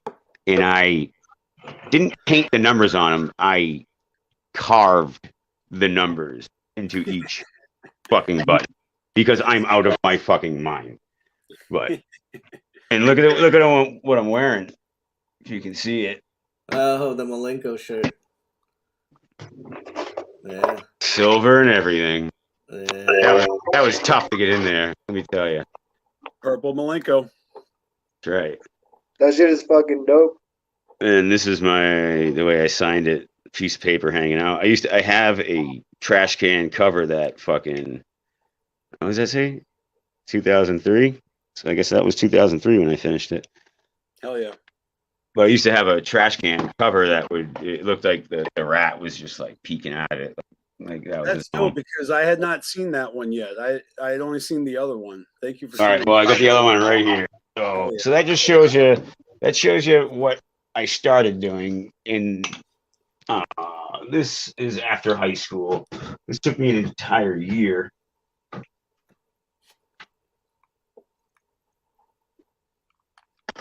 Oh boy. He's a little. I gotta do some gluing for Mr. Monoxide here, but he might as well just stay broken, in my opinion. Now it is. Yep. So look at that. Oh, Wizard of the Hood. Huh? No way, you gotta fix that if it's all fire like that. You can't leave that janky, brother. You gotta do it justice. Yeah, but now I can at least do this and get in there and show you. Yeah, now you can see behind them. Yeah. Like there's not a spot on here that isn't covered in something. Like, oh yeah, let me flip that around. So like even like the color of the mushrooms, like every minute I worked on this, I only listened to the Wizard of the Hood for a fucking year. So like I got like the colors of the mushrooms are exactly how they describe them. You know, in here this says the cornfields. This one says the hood, and I had another one that said Detroit. That is somewhere that I gotta find. you got the trees talking to you. Dope. So that was the year of the butterfly charm, right? No, that came together. Yeah. This was 2004 that I finished it. Yeah, that's when you did that. Fuck, that's so long ago. I get them all. You get the stool, the little fungus stools on the side. You get that one big mushroom. It's even got some like polka dot on it. Like in the song, they fill their pockets. They fill their pockets with mushrooms. The violent joints. He's got a mouthful, please. Wow. Mouthful of mushroom. Shit, I thought that was Ishan for a second. Dope. He was supposed to be holding a newspaper and like circled all the personal ads because he was looking for a hoe. Like even the Raiders cap, yo. Yeah. I ain't fucking around.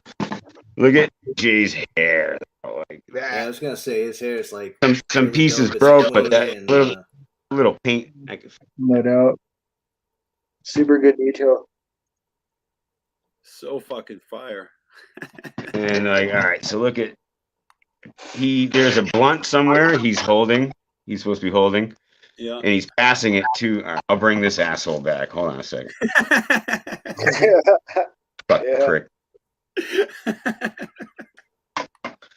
So because it's homies to smoke with, right? So he's got the blunt and monoxide dick bag is asking. He's pointing to himself, asking for a hit. Can I get some? And if you look at Jay's face, he's holding the hit in. Yeah, he is. Yeah, he is. Do you remember what you were doing at that moment when they had that song at the gathering? I was trying to see over all the tall people standing in front of me. That's what was happening. I was on that hillside. Because nobody would fucking move because they're a bunch of fucking pricks. I was smoking a bowl with a random homie because it was homies, so I went and blessed the homie with the bowl. It was fire. Hell yeah. I was fucking. Look at even the tattoos on his fucking knuckles, good. Yeah. No doubt. And you got even the Detroit jersey. Yep. You can see all, because he's a scarecrow, you can see all his spine, all the fucking skeletal detail. You can see his humerus bone in here. Look at the fingers. Like, I make all this piece by piece. So I built that hand, every piece of the finger. Hell yeah. Little by little by little. Commissions must be crazy, man. Well, I got that price. To do. I just now have the ability to sculpt again because I didn't have access to a kiln, and without a kiln, it doesn't happen because that gets to 1900 degrees. Yeah. Same with. Let me show you one more thing before I put this away. So you got, I won't hate on Madrox as much just because he's not as vocal, but fuck him too. So the rings. Dope. Thug. Yeah, thug. Life. Thug life. Nice. And it's carved in. That's not painted on. That's carved into his fucking knuckles. Yeah. Like, look at the rust I got going on the fucking. So you create all that, then you put that shit into a kiln, and then you let it like chill for an hour. All right, so this took me 6 months of actual sculpting. Yeah. Then 3 months to dry, just because we didn't want it. That was like overkill. But if there's any moisture or air pockets in a sculpture, it'll blow up in the kiln. Yeah. That air pocket will get hotter and create fucking it's the same thing with glass, right? Almost like a vacuum, and it just fucking bow. Oh yeah, same. Yeah, with glass, it has to be vented. Yeah, my buddy has one of those kilns too, and he's a glass blower. I see how. Well, those get way hotter. Those kind of kilns. He has a whole setup too, and it's all art, dude. It's all amazing. It's all no doubt. fire. Bringing it all to life so people could see it. It's the hard part. Oh yeah. Now that I got this flipped around, you can see everything behind it. Man, I like that stained glass yum yum flower. That's fucking awesome. Well, I looked into some actual stained glass type of paint, so that might be a whole different thing. I got a Carnival Carnage one somewhere. I was trying to get these done for the gathering because those would have sold like a motherfucker, but I was still tweaking the process, you know. I had little dream catchers I was giving away, and I kept one for myself. But this is huge too. And it held up at the gathering. It held up the whole way. Nice. No doubt. Oh, you got what is that? The Chaos Theory? Yeah. Yep. Got the pin, Morton's List pin, along with the coin. You got those together at the same time? Ooh, look at that. Together. I mean, I bought them both at the same time. Yeah. Hey, does that coin have some weight to it? Yeah, it does. Yeah, it's real. It looks like it does. It's fucking got tough. some significant weight to it. Yeah. Yeah. Solid piece. Yeah, that's dope. Yep.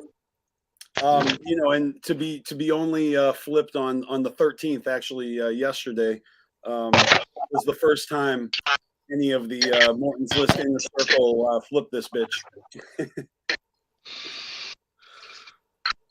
Hey man, my gathering kind of ended with it was really fucking dope. Although it just wasn't at the gathering.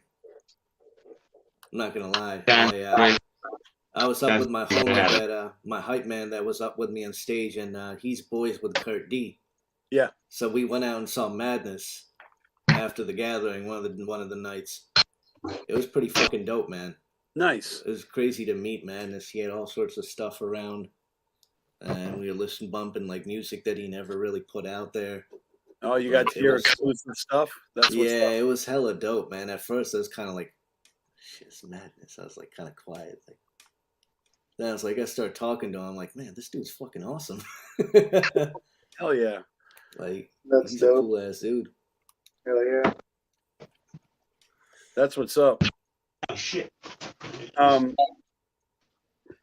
So I was gonna say, just to keep the conversation on the gathering, after ICP's jukebox show, I went and checked out Mushroom Head, and it was requested.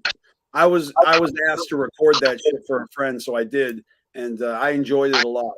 Mushroom They Head. do a good show, man. They do great. They're great. They always put on a great.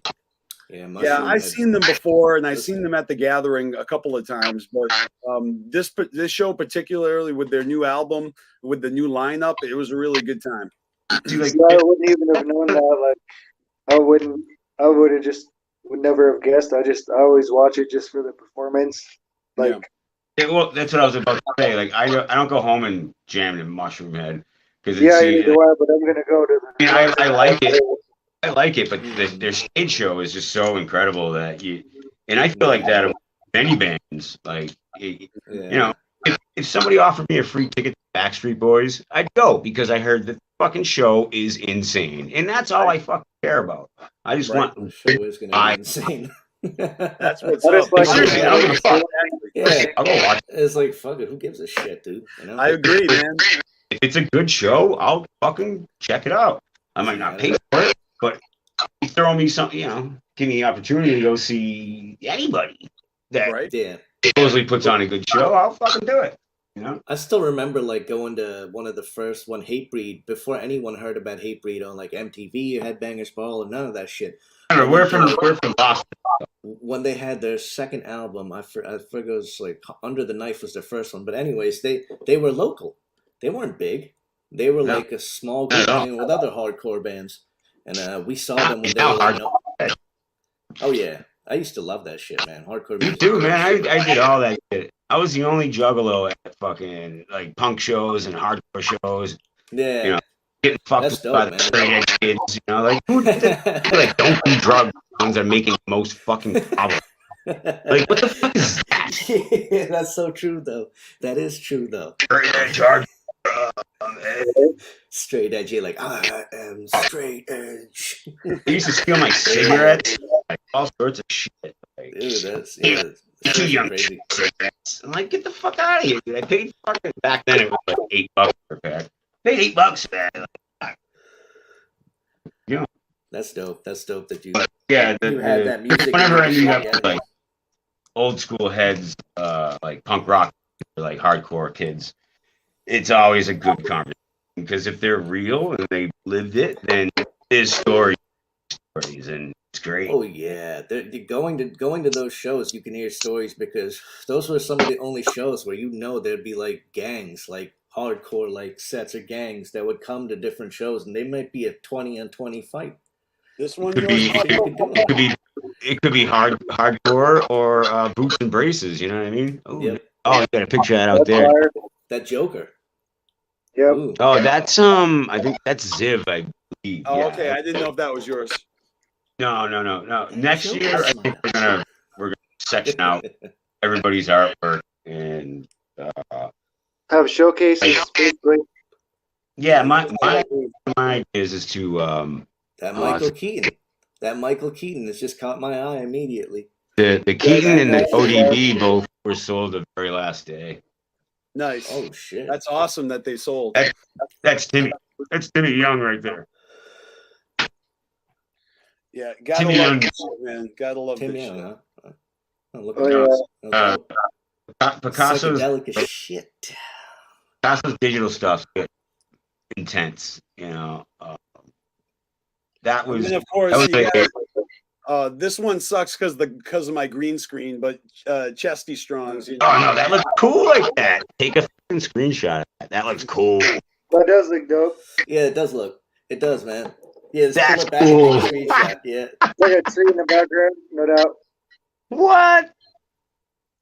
Yo, that's cool. On some Camp Crystal Lake shit. I guess I gotta do some green screen. That's a whole new platform right there. Flip that.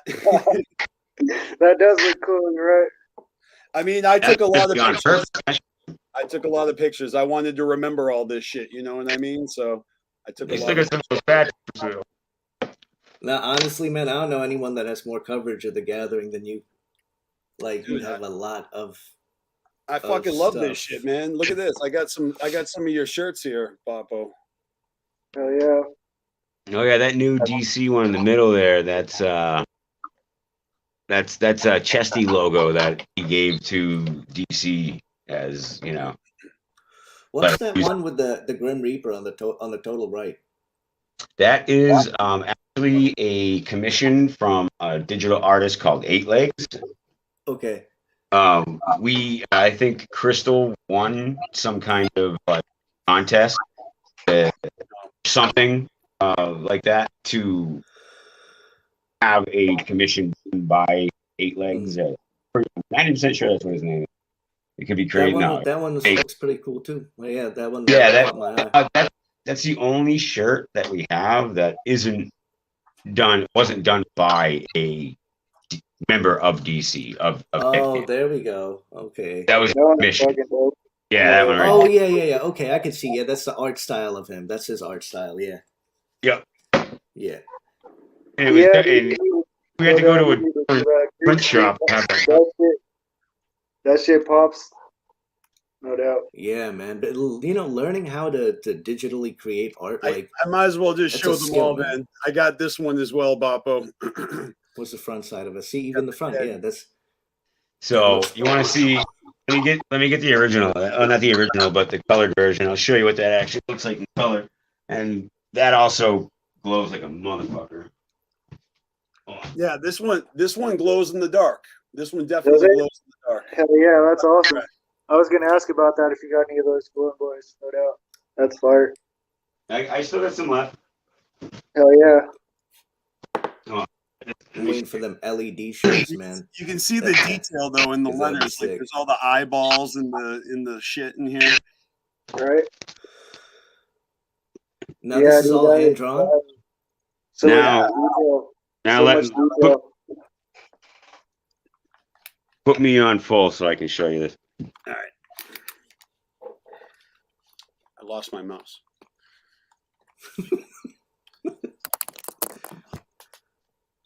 Sorry. The fuck. This is what that shirt was originally. So you got the ghosts. I see. Oh, okay. This is like I'm trying to figure out if this You can is see it in the painted letters. or Yeah, the color version is ill. Look at that. Those some very high eyes. It's kind of like mine. Yeah. So you got the eyeballs are in the E, obviously. You got a rogue ghost from over here. He said, "Fuck that, I'm chilling."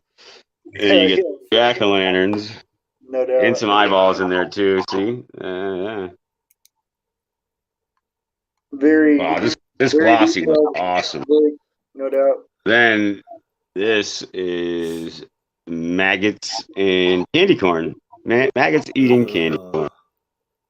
Hell yeah. I see another dead pumpkin down there. Tough. So John Patterson actually bought that original.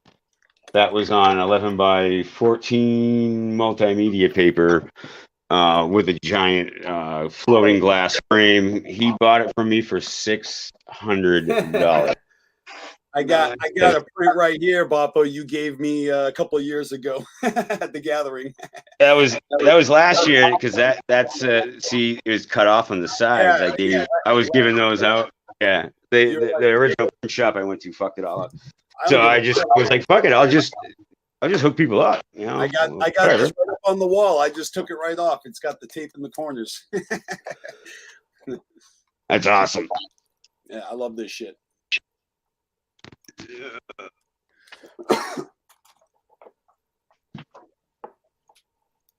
Some pretty badass art, no doubt. It's definitely good for your man cave, man. If you need man cave ideas, put up here. This is my studio. Oh yeah, well I do commissions too. You guys want something specific? I can do it. There you go.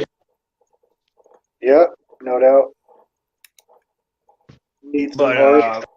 I think at this point now I have taken everything out and I need to work on something. And it's going to require this. So maybe I'll check in a little bit if you guys are still on, but I think we're going to get to work. Yeah, thank you so much for joining us today, man. It was an awesome. It was looking at your artwork is always a pleasure, and seeing you every year at the gathering is always a highlight for me. So I really can't wait to see what you do next. Yeah, thank you for that. No doubt. That was fresh. You're welcome. Anytime you want to do this again, hit me up. Let me know. You know, my schedule sucks, so nights like this work the best. But we're doing this every weekend. It's going to be Saturday or Sunday nights. All right, you let me know. Sunday nights I can totally do it. But cool. Yeah, so just let me know. All right, guys. I'm gonna get busy. Sounds good. Thank you for doing this, TJ. The rest of DC, I tried to get them in. They're all Sunday. They got families. They're all good. I understand. Tired. Yeah, I'm the only one that's all alone. You know, I feel you, man. Chesty. It was nice to meet you, anyways, brother. You too. All right, guys. Talk to you guys soon. Yep. Much clown love, yo. Yep. Whoop whoop. The one and only Boppo the Clown, dead canvas art. Fucking awesome. That made me want to start doing some art again, man. Yeah, made me to start drawing. I know he inspires me. You know, he's always been the ill artist that in the Juggalo scene, and it's so cool to see him like a part of Dead Canvas with his artwork for sale and selling these T-shirts. Like it's like a dream come true for him. It's fucking dope, right? Yeah. Yeah, he's right where he belongs because all of his work is all fire and it's all worth it, no doubt. Yeah, I can't believe those styles he's doing with the gold leaf. Like that is insane. You know? Those skulls are fucking insane. Yeah, well, it's kind of cool because not only does he have the art, but he can easily make a T-shirt for each piece of art that he has, and it's right. No doubt, that's even a poster. So it's like a poster and a T-shirt, and the fact that he has the You can painting sell right them like little fucking bundles at this point. You can just Pretty sell it much. like the little Hey. bundle goes out, no doubt. Like Yeah, it's a literally nice everybody can do that. You know, here's our Carnival Spirits t-shirts. They're available at storefrontier.com. Carnival Spirits, you know. Give me one of those in a white and I could dye it, no doubt. We make them available, and well, they got like, you know, white. Sometimes there's a different color. We have tie-dye. Go check out the selection. It's dope. Well, I'd like to get one and dye it myself, is what I was saying. Yeah, 'Cause like a home tie-dyed. Yeah. I personally dye shit myself too, so I'd like to do one of those. no Let me doubt. show you guys another T-shirt I got, just because I want to plug this guy's work. He's also a guest on the show last year, Jay Webb. He's writing. Oh yeah, I know that. I don't know biography. him, but I know who you're talking about. Yeah, Jay Webb's writing the book. He's writing the book to kickstart or to fund the book. He's selling these T-shirts. So the T-shirt is like just a quote that he wrote. I'll put it up nice and close so you can read it. That glorious moment when the Fago splashes in your face, when your bones are rattling from the boom of the bass, and you hear those wonderfully cheerful lyrics about mayhem and murder and evil being punished, and you're surrounded by the very best friends you've ever had in your life, and suddenly you realize that this is what it means to be alive. Right. Yeah, Jay Webb is a good writer, and he's writing ICP's book, so we're fucking blessed. And he's selling these T-shirts. You can buy one. You buy one of these shirts, you're helping ICP's book get funded, and it's a good cause. I didn't know that's what it was. I've seen a bunch of those all around Yeah, the I gallery. had seen that, but I didn't know what it was either. So yeah, thank you for reinforcing that. More knowledge. Jason Weber, you know, he's online. Yeah, He's Jay Webb. Yeah, Jay Webb. Yep. Yeah, I know who you're talking about. I didn't know the story behind those shirts and shit. That's really good. That's a good cause, no doubt. Hell yeah. Not fucking saying it's true. That's true. You know what you said. That's no other better place to be than right there in the fucking mix of the carnival and the family and the Fago and the fucking mayhem and the fucking everything, dude. Just it's all good. That's a mix good, very good write up of very short, Yeah. like write up of what the gathering is like. It kind of it makes you want to go to the gathering, so you Right? know that he did a good job writing it. I know. Well, people get so many misconceptions about the gathering. Everybody's like, you go there and you do what? I just got back from the gathering, and everybody's like, you went to Ohio to go hang out for a couple weeks. And I'm like, yeah, I did. And I'm like, I don't tell everybody what I do, but when they look into what we do and what goes on there, they're like, holy fuck. I would go to Ohio too for a couple weeks and get lost. No doubt. You guys went and fucking had a great time and you met a bunch of your friends on the line that you've never met, but you feel like BeastMaster and I feel like it's my brother, you know what I mean? I've hung out with you, and since we chilled out, like just for that little instant, I was like, oh yeah, this is one of the bros. I could tell, you know what I mean? Right, exactly. Just that connection that we had, like we're brothers forever. We just, you know what I mean? We just finally connected. That's how it is at the gathering. That's true. 100%. And that's why I was excited to have you on the show, because all these other guests that I've had are like friends that I met in a similar way just a long time ago, and this Juggalo family is just ever expanding. Just running into you and meeting you this year is kind of inconsequential in the big picture, right? Because now that I know you, I can never unknow you, and we're playing catch up right now. But we have so many similar stories. We've been on the same path in the Juggalo, stratosphere at the same time, and the Juggalo scene is so big that I didn't even see everybody I know at the gathering this year. Straight up, I didn't even see all my friends. I didn't even get to actually kick it with everyone I know. I missed people. I missed like there were some artists that I wanted to meet and I didn't meet them. So it's crazy. It's like really big. It's bigger than you can all take in. And I it all in too. You saw me. I was taking mad pictures, but I still didn't get everybody. I couldn't.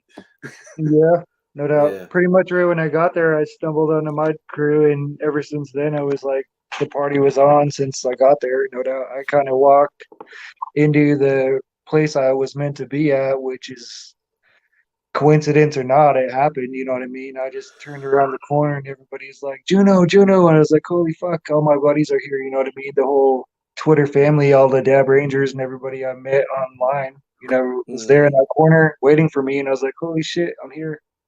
Yeah. So it was really fucking great. It was a great experience just to walk into that and feel like I was back home. That's all. You know what I mean? And that's exactly how it was. The carnival grounds are the same. Everybody has their misconceptions about the family is not here anymore and blah blah. There's a new generation or whatever. There might be, but the fucking family never left. We've always been there. Like I said, BeastMasteR and myself. You guys always been there. It's just the people that you meet along the way, and you teach them. This is how we gather. This is how to have fun, and this is what's up. Take care of each other, be safe, and have fun for 4 days until it's time to go home, and then we do it all over again. To that point, I do hear a lot of chatter or see a lot of conversations of maybe, old school juggalos lamenting the old day, feeling like things have changed and their, the heyday is over or something. Or it really is what you make of it, right? I mean, if that's what you think in your head, then it might be. But for all of us out here, I'm still ready to go for another 20 years. It's just the fact that people change, I guess. And, the gathering is what you make it. You can go to a camp and not talk to anybody, or you can go to another camp that's 15 feet down the road and feel like you're back home. It all depends on the people you meet and the environment you it put does. yourself in. Exactly. It's all depends on who Everywhere I go, you I try meet to and make who you sure that know. everybody knew who I was and you're welcome at our camp. And, we got fucking free hot food and we got water and we got drinks and we got whatever you need to make your gathering the fucking best one. If this is going to be your only one, it might as well be your best one. Yeah, I A lot didn't of raise people might my not get to go back next year. A lot of people might be like, oh, I can't make it, or you know what I mean? Something came up or whatever. Everybody that makes it every year is really fortunate. And to come back and realize all the stuff that you did on your journey over there and back, it's all in your head and it's all going to be there forever for people to listen to all the stories, and it builds the fucking camaraderie and it builds the family, momentum to keep going for another year is what I think. And that's what helps out is a lot of people like us, you know what I mean? Every year I go, everybody's like, damn, I wish I could go. And sometimes it happens. Sometimes I do end up bringing a couple, 2, 3 new people, and then they do go back. They might miss a year or two, then they'll be back again. But I started this in 2005 and it was 3 of us, and I'm still going, you know what I mean? Like I'm the only one from my crew that's still going, but everybody that knows I go to gather, everybody knows what, to experience there. And it's like refilling yourself, you know what I mean? It's just like you got to find something every year to live for. And like a lot of us that found that home there, that's what we live for. And we, train for it and we wait for it for another year basically. And prepare, literally prepare. Right. That's what I'm saying. Like I used to go for literally walks, live for this shit and die. You know what I mean? If I died there, I'd fucking die a happy ass motherfucker. And if I fucking live to go another year, that's even better. You know what I mean? Like I don't come out of the gathering unscathed. Like I'm sore, but me too. Every time work out and stretch and make sure that I was prepared for being on my feet all day. Yeah, you have to, man. Bring yourself some comfortable shoes. No doubt you're going to be doing a lot of motherfucking walking. It was cool because when we were walking after we had just kind of met at the campsite, at the homies campsite, we were walking. I was talking to some homies. Next thing I know, you're taking pictures with other people. And I saw those pictures online later. I was with seeing King B for the first time and hanging out with those. Yeah, I thought that was funny. I actually got a picture with him for the first time ever, like the next day. Yep. It's such a small world. Right? Yeah. It's just a little juggalo community that we got going on. You can feel it. I did pick up Big Hoodoo's Ear Drug Music album, the compilation. That's a cool. So I got to check this shit out. It's got a Hatchet Man right there on it. Fire. I do have the Pug Ugly, the new Yum Yum Seed. I did do VIP, so I do have a copy of Hanging Nuts, the awesome New Kids on the Block cover. It's fucking fire. It's so fire. I got a copy of Shaggy the Airhead and DJ Chunk's Moonlight Monster House, which is so fire. I've listened to this 2 times back to back today when I was just getting ready for the stream. It's such a dope stream. You got to check this out. I mean, it's on YouTube. You can go check it out for free, you know. It's on, I think it's on Spotify now too. And I also got Devereaux and DJ Chunk's new fucking CD. Those are both fire. I didn't get to check them out yet. And this one's kind of hard to show you, but Shaggy the Airhead put out an album where if you get all 5 versions, each version has a song, and you put those songs together, it makes a bonus album. So I bought the fucking pack. Oh yeah, I seen that. I didn't know what that was about either. I've seen people put those together, no doubt. Grin to the Grave or whatever that was. Yep, Yeah. Grin to the Grave, all 5 versions. So I got the whole collection, and that's about it. I mean, I have a few more CDs, but I'll show you Jigsaw Killer's CD here. And this Murder Boy, the edition, the Gathering Edition boy, right? Yeah, this features cuts by Bobby Blaze of Team MUJ. It features Darby O'Trill. It's got production by Devereaux and more than one. So that's the ninja that I can't wait to check this out. I haven't checked it out yet. Is that the Midwest United Juggalo ninja? That one dude? Yep. I seen that Bobby made that one music video for like, I think it's 6 months ago. Yeah. For that, is that for that album? No doubt. They fucking have been working with I've seen Society. that. Yeah. And Dot Strife. Let's see. I've seen that. I got a few more CDs. I got this is Rachel Paul's Gypsy album. Is that the one? I was checking that out too. That has that lady on there. Yep. Yeah. That's a cool and then I got the Fuckface album. Fuckface. Every time I see that cover, it makes me laugh. Fuck yeah. So good. So that's just a little bit of my CD haul. It's a good stash, not much. It's a good stash of stuff. I didn't get everything.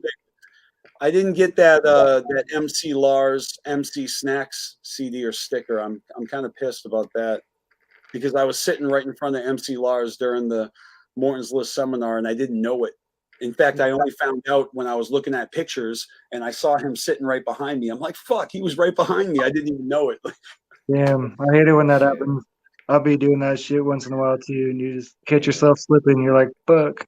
You know what it was? Is I was more fixated on what was happening on stage. It was the Morton's List. But right behind me was Team Bad Decision, right? And Miss Tress. You know, they had performed like the day before. Mm-hmm. So I got a picture with them. You know, I took a selfie and they were sitting right there. And then right behind me, right next to them was MC Lars. And I didn't even know it. I mean, he's going to know it now because you're going to be like, yo, I was sitting right behind you. If I had known, I would have said this. What's up? I really did want to say what up to him because I'm a big fan of the Hatchet Chat. You know, him and MC Snacks have been doing that for a while. And I also am a fan of his music and, you know, his early shit with K-Flay, it's fucking dope. Yeah. So I had a lot I wanted to say to MC Lars, and that was one of my disappointments is that I didn't get to connect with him. I really didn't get to connect with Shaggy the Airhead either, even though I bought all his shit and supported him. I didn't talk to him. But I got to talk to Devereaux and I got to talk to Darby O'Trill for a while. And those guys are fucking awesome. And shout out to Dev. Shout out to Darby. Shout out to every one of you guys, no doubt. You guys are all fire. Those guys are so down to earth and they just have had a wild year. You know, they're doing big things. And so it was really fun to chop it up with them. And you can expect to see them as guests on this show in the future. Absolutely. You know, those are I think I did see that. I seen them hanging out at the grounds too. I was on one of the Carnival rides and I seen Darby O'Trill. I seen a bunch of them standing there talking to a bunch of people for like a good half hour or so. Yeah, like you just fresh, while you're there, you just see people like randomly. Like I remember TJ when we were walking up before we kind of just like went our ways. I saw DJ Clay was just like on a little golf cart just riding by. Mm-hmm. You know, it's just like you just see people randomly like that. Just being themselves is the best. No just doubt. Being there, like yeah, like everybody is there. You know. I seen Trey Pound drive by on his golf cart, and this was like a few hours or a couple of hours before he was supposed to perform on main stage. So as he was driving by in the golf cart, I was just like, "Kill it tonight!" And I gave him a pat on the back as he drove by. And famously, me and him kind of look alike. Like we've been like doppelgangers. Like everyone thinks I'm Trey Pound when I'm walking around, and I bet he. I don't know what he looks like, so I wouldn't. I know. Well, maybe not now because I haven't shaved my head, but in the past couple of years, since he's been more, present, apparently we've had similar hairstyles, and people have mistaken me for Trey Pound. No, I could see that. Funny joke between me and some friends. I could see that because, like, I've been to the studio with him and stuff, and I could see a little bit of the similarity. Yeah, well, ever since he posted that picture with the music note in his hair and it said ICP, I've been getting comments like, "You look like him." I'm like, I guess I kind of look like him, or he looks like me. yeah, he looks like me. Yes, other way around, man. Yeah, so Trey Pound is my doppelganger, and that's kind of cool. Damn. I hope I don't got a doppelganger. We'll see, though, right? I'm sure we all do. But if I do, I'll see you at the gathering. No doubt. Right? You'll know where I'm at. Superman. Exactly. Let's see, what else would I have here? After Mushroom Head, like at the end of the night, I really enjoyed fucking Onyx. Onyx fucking killed it. Dude, they killed it. Yeah, I've seen them at the gathering a few times. I was looking forward to them, and they did not disappoint. It was on That's point. What's up. Did they have like Yeah, any right. CDs or anything? Like, did they have anything out? I didn't buy any. I'm not sure. He But- said that they were hanging out after the show to go hang out with him and stuff, but I don't even remember because I was all faded at that moment. Because I was watching Group Home. I think Group Home and Onyx was that night, and it was no doubt they both did great shows. Oh, It was kind of the timeline was kind of funny though, because I think Group Home did a funny set, and then after that Onyx came on, if I remember right. Yeah. You guys remember that? Group Home was on before Onyx. Yes. Yeah. Yeah, I just want to know if they had some new material out. That'd be dope. I'm not pulling sure. up. I'm gonna pull up a picture right now. I'm glad you brought up Group Home because even though I didn't make it down to the stage for them, our campsite I was there on the side, dude. It was fire. stage. We could hear Shout out to the people I hung out with during that set. I hung out with some of the veteran juggalos there, and they're some of the greatest people. No Hell doubt. You guys know who you guys are. You guys are the shit. That's Fire. what's up. Yeah, man, great people. But I wanted to give a shout out to Group Home because No doubt. because I met them at the hotel the next day, and they were mad cool. So I had to give us, like, we were talking for a while at breakfast. They have the kitchen at the hotel, the continental breakfast. Yeah, I know what you're talking about. I was talking to them for like a good 20 minutes before I even knew who they were. And so That's some freshness right there. and so like we eventually got, they told me that they were Group Home, and I was like, oh shit. Like I heard you guys perform from the campsite, like, because I was sitting there and you could hear them. And I was honest, I didn't go down and watch, but I could hear it from the campsite. Yeah, that's pretty dope. I didn't know that you could still hear it all the way that far back. Well, yeah, we weren't that far. It was like a 2-minute walk. So we were like right up that hill. And if you stood up and stood to the left, you could even see straight to main stage from where we were at. So, yeah. I did a lot of lazy listening from the campsite, just enjoying it from afar because you're really, tired from walking around. And the music really carries a long way over there too at that venue. You could hear music a long way. It just carries. It just kind of rolls through those valleys. No doubt. That's part of the joy of the gathering, though, is the music is part of the atmosphere, and you're walking around and they're performing, and I don't always need to be right up front, but I made it up front for the ones I needed to be up front for. Right.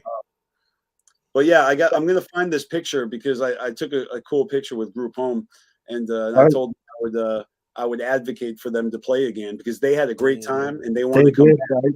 Yeah, I had a great time watching them. I used to listen to them when I was a kid, so I was like, damn, it's like a dream come true to me. Like I said, it's no doubt. I traveled a long way for those guys, them and Onyx, and they both did a great job, and they fucking killed it. It was a great night. Because I did go down to see Onyx, and and that was a great finale for that night.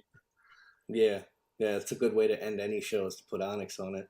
Well, the Onyx has done the late night side stage, and they've also done main stage. So I kind of like it when they do the. I like it when you do side stage too, right? Is that what you're talking about? They do a great job. Just like Isham has done both. He's done main stage. He's done side stage. Yeah, he has. I mean, for me, it makes the side stage even better when you put the main stage acts on the side stage. It does. It makes it more intimate. It brings you into the concert more. It's more intimate experience. Right. And this year, Isham killed it yet again, like we knew he would. Hell yeah. I was glad to see Isham up on there. Yeah, while I'm looking for this picture, what else did you guys enjoy for music?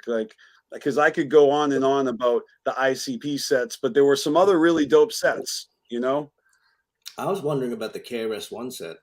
The KRS-One set that was a great set. He did a good show. Yeah, I was there for that, and I had a great time. That during KRS-One, I was kind of hanging out I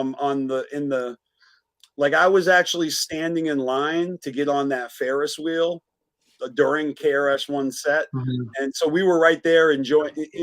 I was socializing during KRS-One set. I'm going to be honest, I wasn't there like singing along and like locked in with him. I was more like in line with my friends, talking, having fun. KRS-One rapping in the background. I was at the show and I was watching it, and I was on the side, and I grabbed a handful of glow sticks and I tossed them on the stage, and it was fun. I had a good time doing it too. It was good. It was all in the fun. Hell yeah. It wasn't meant to hurt anybody. It was just glow sticks. So I think you did it as a sign of, like I said, you throw shit over there, and it's a sign of love. So I did it as a sign of love, and it was great. He did a good show. Yeah, and Sir Mix-a-Lot after that, he played some fucking bangers, no doubt. That was a fun time. I enjoyed Sir Mix-a-Lot. He did, no doubt. He did exactly what he came there to do, and he fucking wrecked it.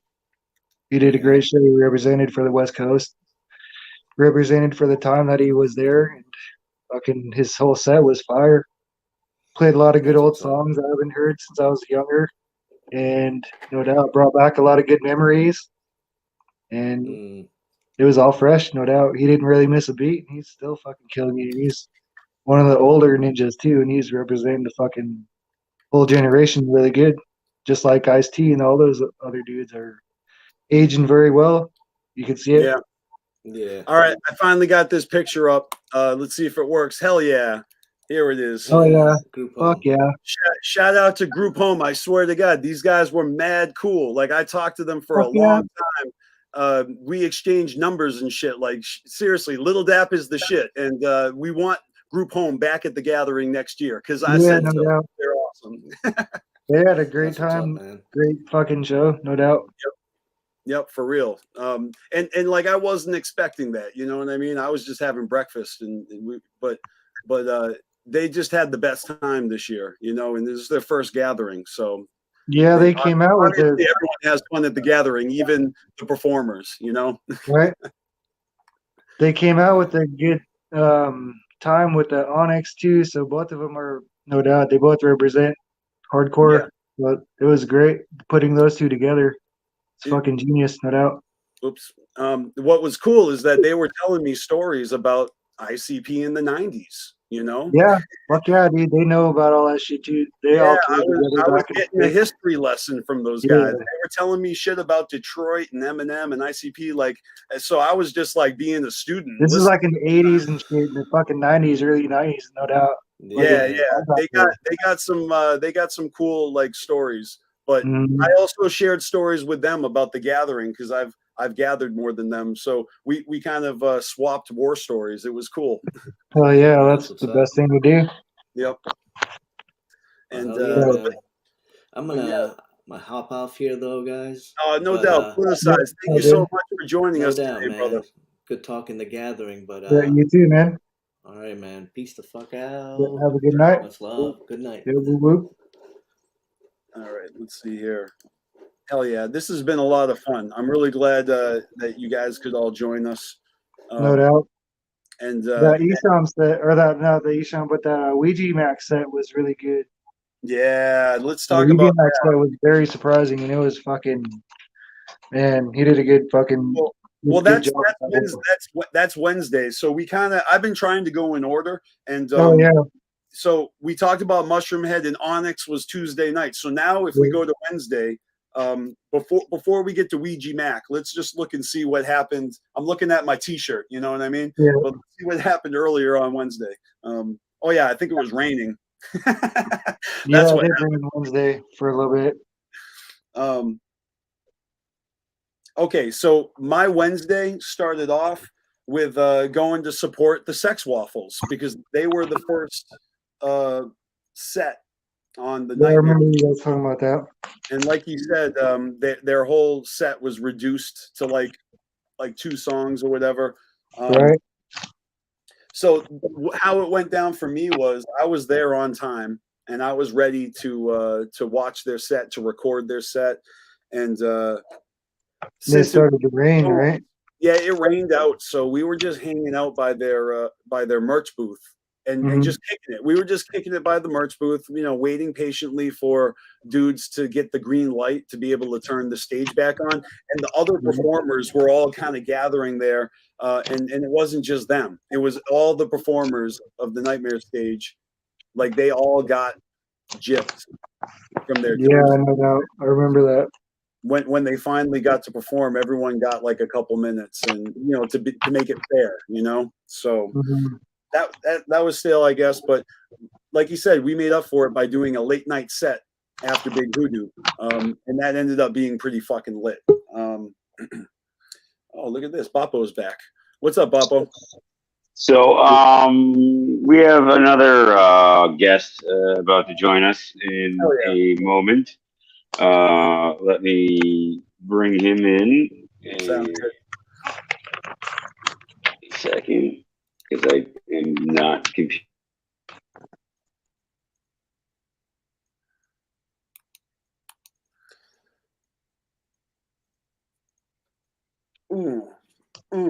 I don't know. He may be frozen. It's all right. He'll come back.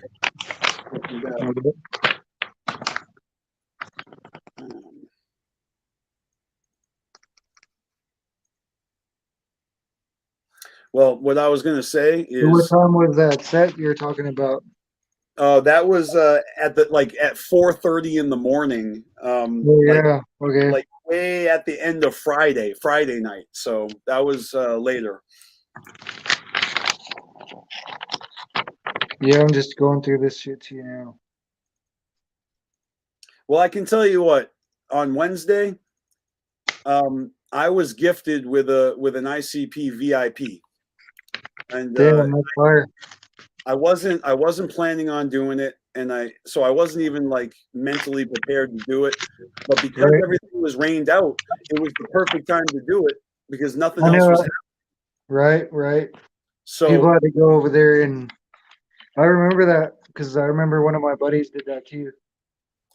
So he had to borrow an umbrella to go over there and stuff because it was raining, like you were talking about, right?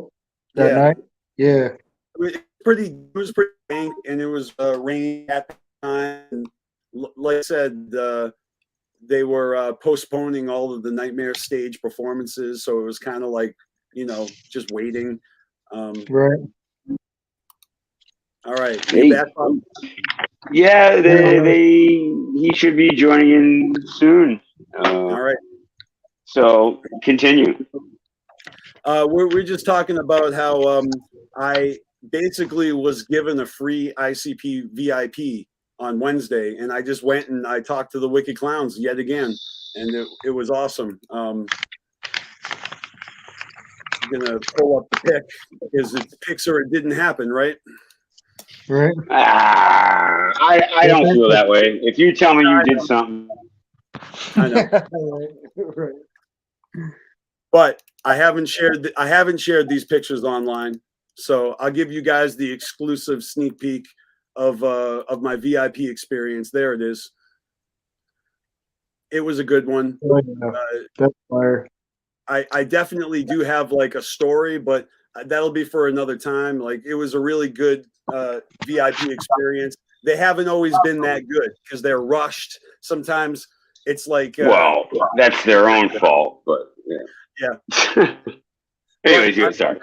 I'm just saying, man. After I never would have paid for a VIP again. The fact that it was gifted to me just made it a blessing, and I took full advantage of it. And it was awesome.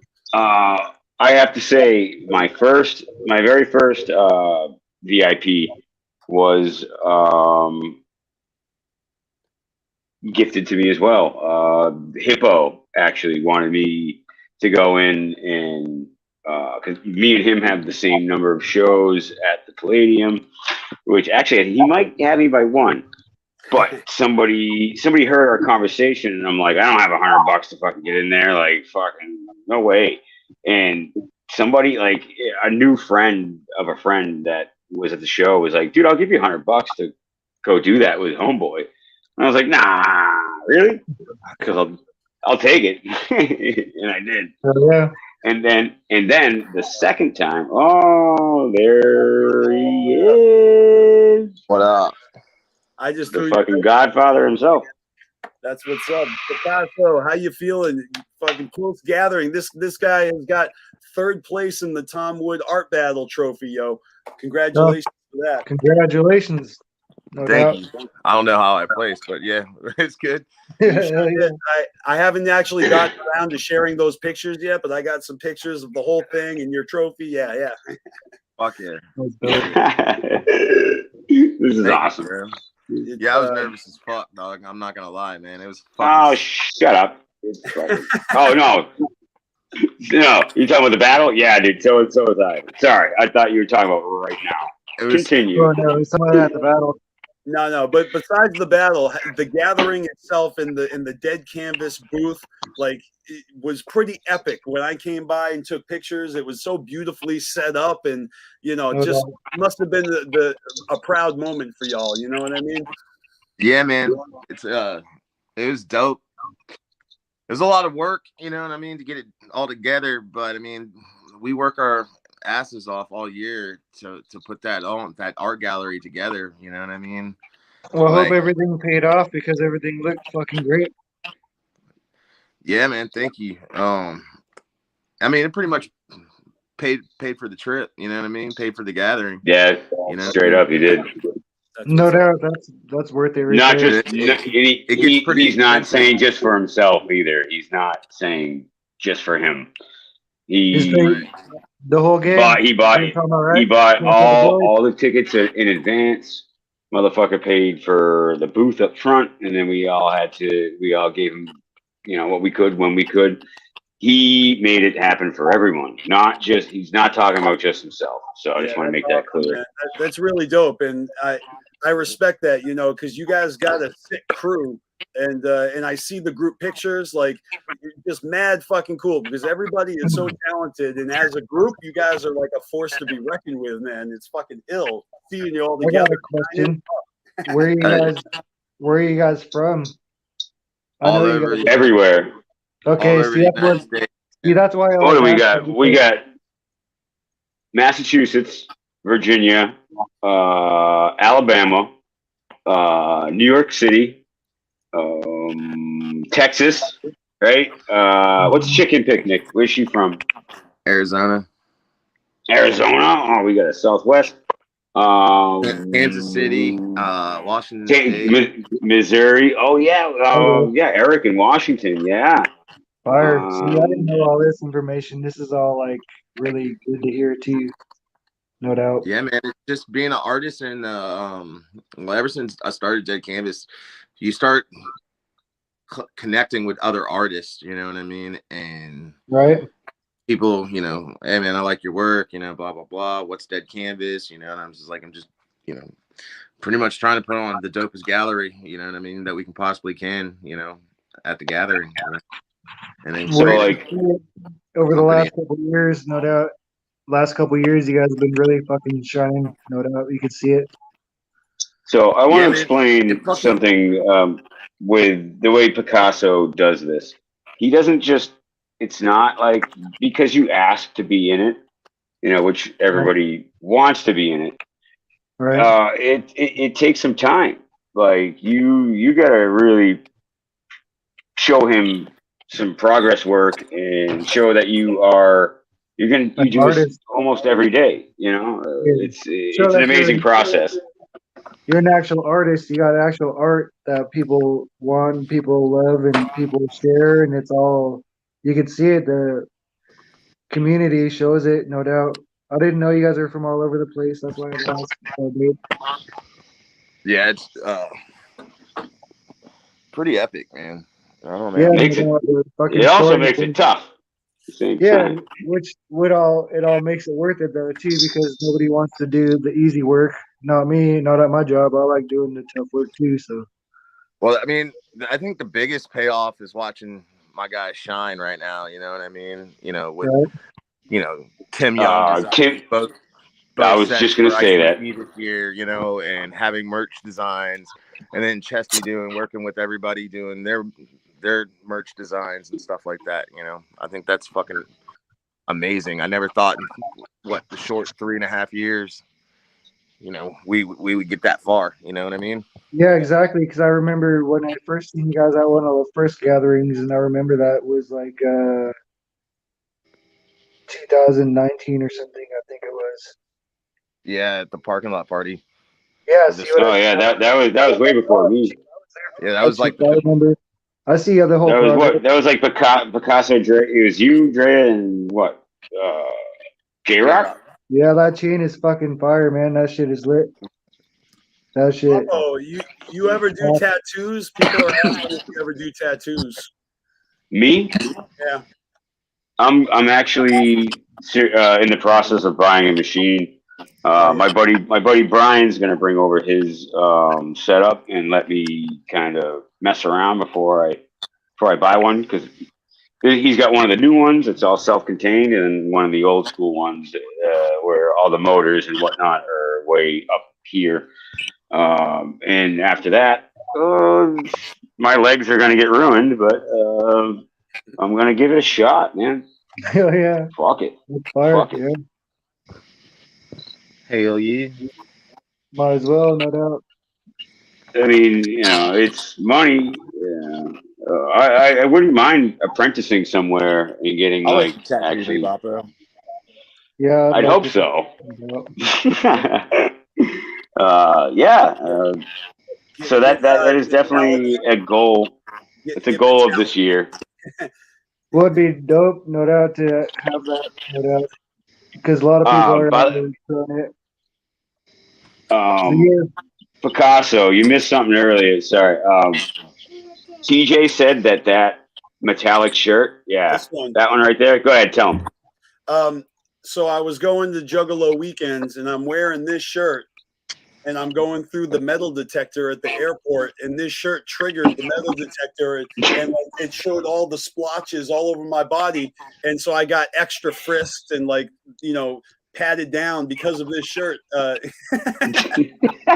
It's got metal in. How epic is that? That's fire. The TSA was all over my ass, and I saw the X-ray, and the shirt was all triggered like a predator, glowing. Pretty dope, though. That's a new way to market that shirt, is what I'm saying. Right? Yeah, no doubt. A lot of people probably looked over and at seen it. TSA going to Jay's birthday. I was like, dude, did I bring something that I didn't know I had with me? Because they had me pulled off to the side, searching all my shit. I was like, man, fuck. Did you bring one of those shirts? Probably. I don't know. Yeah, because you got. Oh yeah, pulling that flex. My dead canvas shirt. I explained that one, Picasso. I explained who did that and what happened with my it. Favorite artist, man. Right, exactly. Yeah. Oh, I didn't mention that part. I actually got to meet him at the gathering this year. It was pretty dope. Did you? No shit. Yeah. He's part of Super Famous Fun Time guys. So. Yep. Yeah. Oh yeah. I know But you're at saying. that time, I was What just the collabing fuck? with different artists because I wanted to get their stuff done. I did that piece with Tom Wood, and I did 8 Legs, and that was always been on my bucket list. You know what I mean? I met him at the Hootenanny Hoedown. Mad Max introduced me to him. Yeah, dude. Fucking Oh yeah, Mad Max is the homie, dude. Hey, did you? I just want to bring up his set again. Mad Max had an incredible set on the Nightmare stage with Reverend Television, and I just was fucking so proud of them. And it was so dope to hear him do "My Preacher Glows in the Dark." Like, yes, yeah. I flipped out during that. Yeah, that was the first performance I saw of the whole thing, and one of the very few that I saw the entire time. Well, I got the whole thing filmed, so I'll be throwing that up on my YouTube later. You know. Yeah, definitely email that to me so I have a copy. Your boy Derek was the hype man, right? Yeah. But he did some of his own songs too, at least one or two. Yeah, which is what TJ was just saying. Yeah, So what night my was preacher that? glows in the dark. I heard about it, but there was so much stuff going on. I don't remember what night that was. I honestly just walked up randomly because that's what I do. Right? I think that was Thursday night. Accidentally walk up on your home. That was the night I fell out. Yeah. Well, I was telling them that too. It was the first night. Okay, no doubt. The first official. I'll let you guys all fuck around that night, and I had to fucking open the booth in the morning. So I kind of. You are the owner now, aren't you? Kind of had to play dad for a moment, be the responsible one. Nice. Yeah, I gotta say, Friday was like my favorite day for music. On the main stage with Roadside Ghost, Mikey Clark, Sir Mix-a-Lot, and then Ouija Mac. That was just fire all night on the main stage.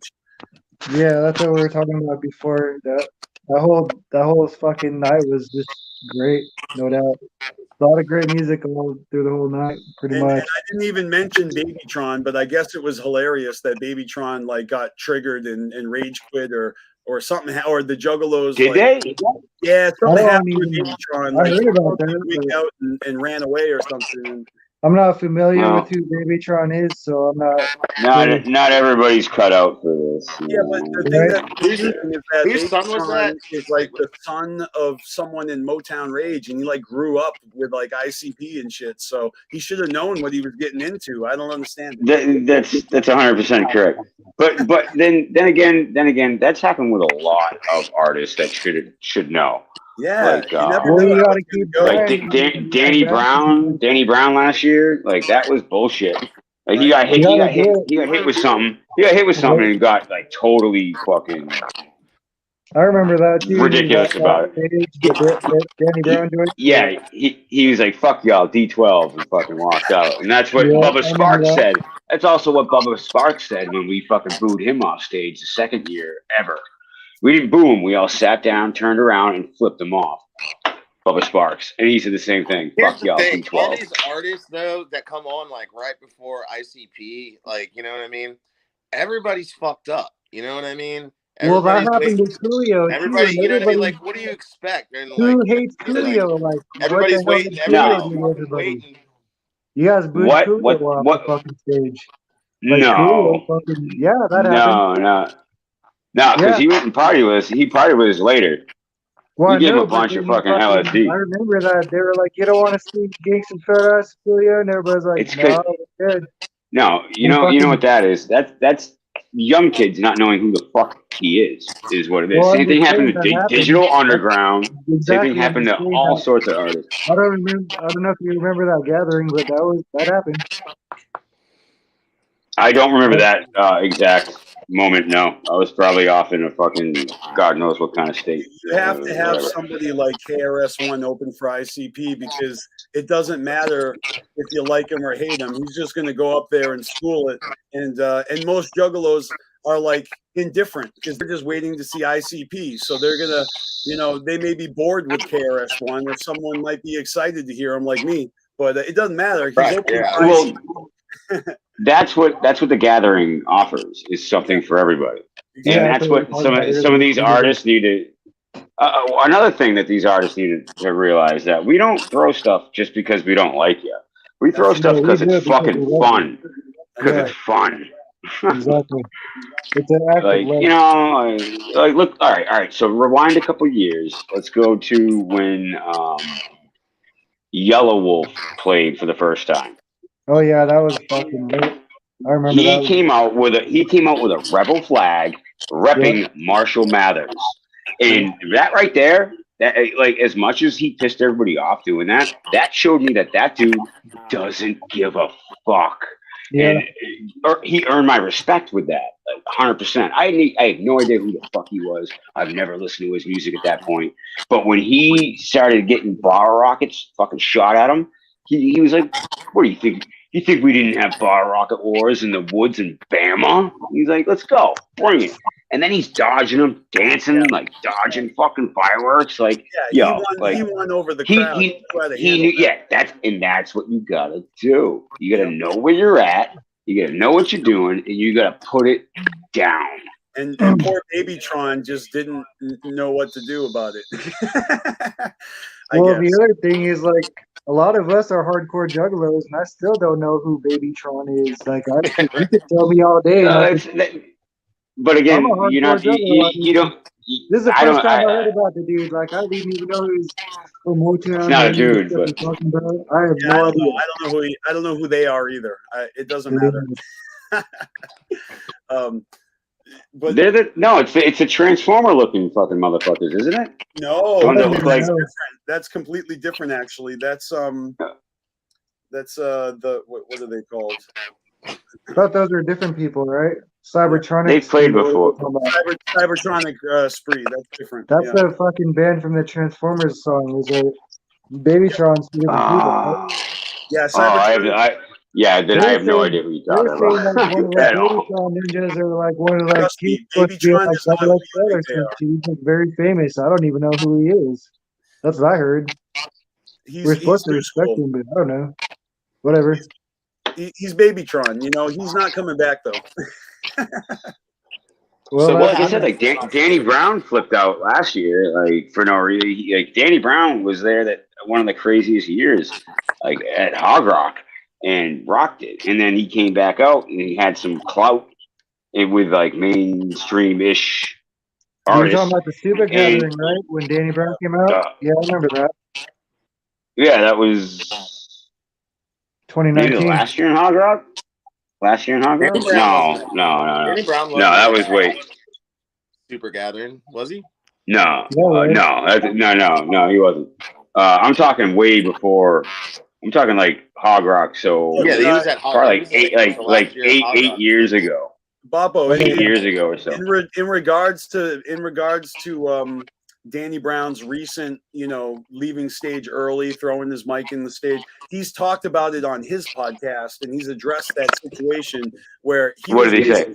He said that security was just giving him all the drugs that they confiscated from juggalos, and he was like, "Give me all the white ones," and he just ate all the pills and didn't know what he was eating, and he wigged out. You know what I mean? So that's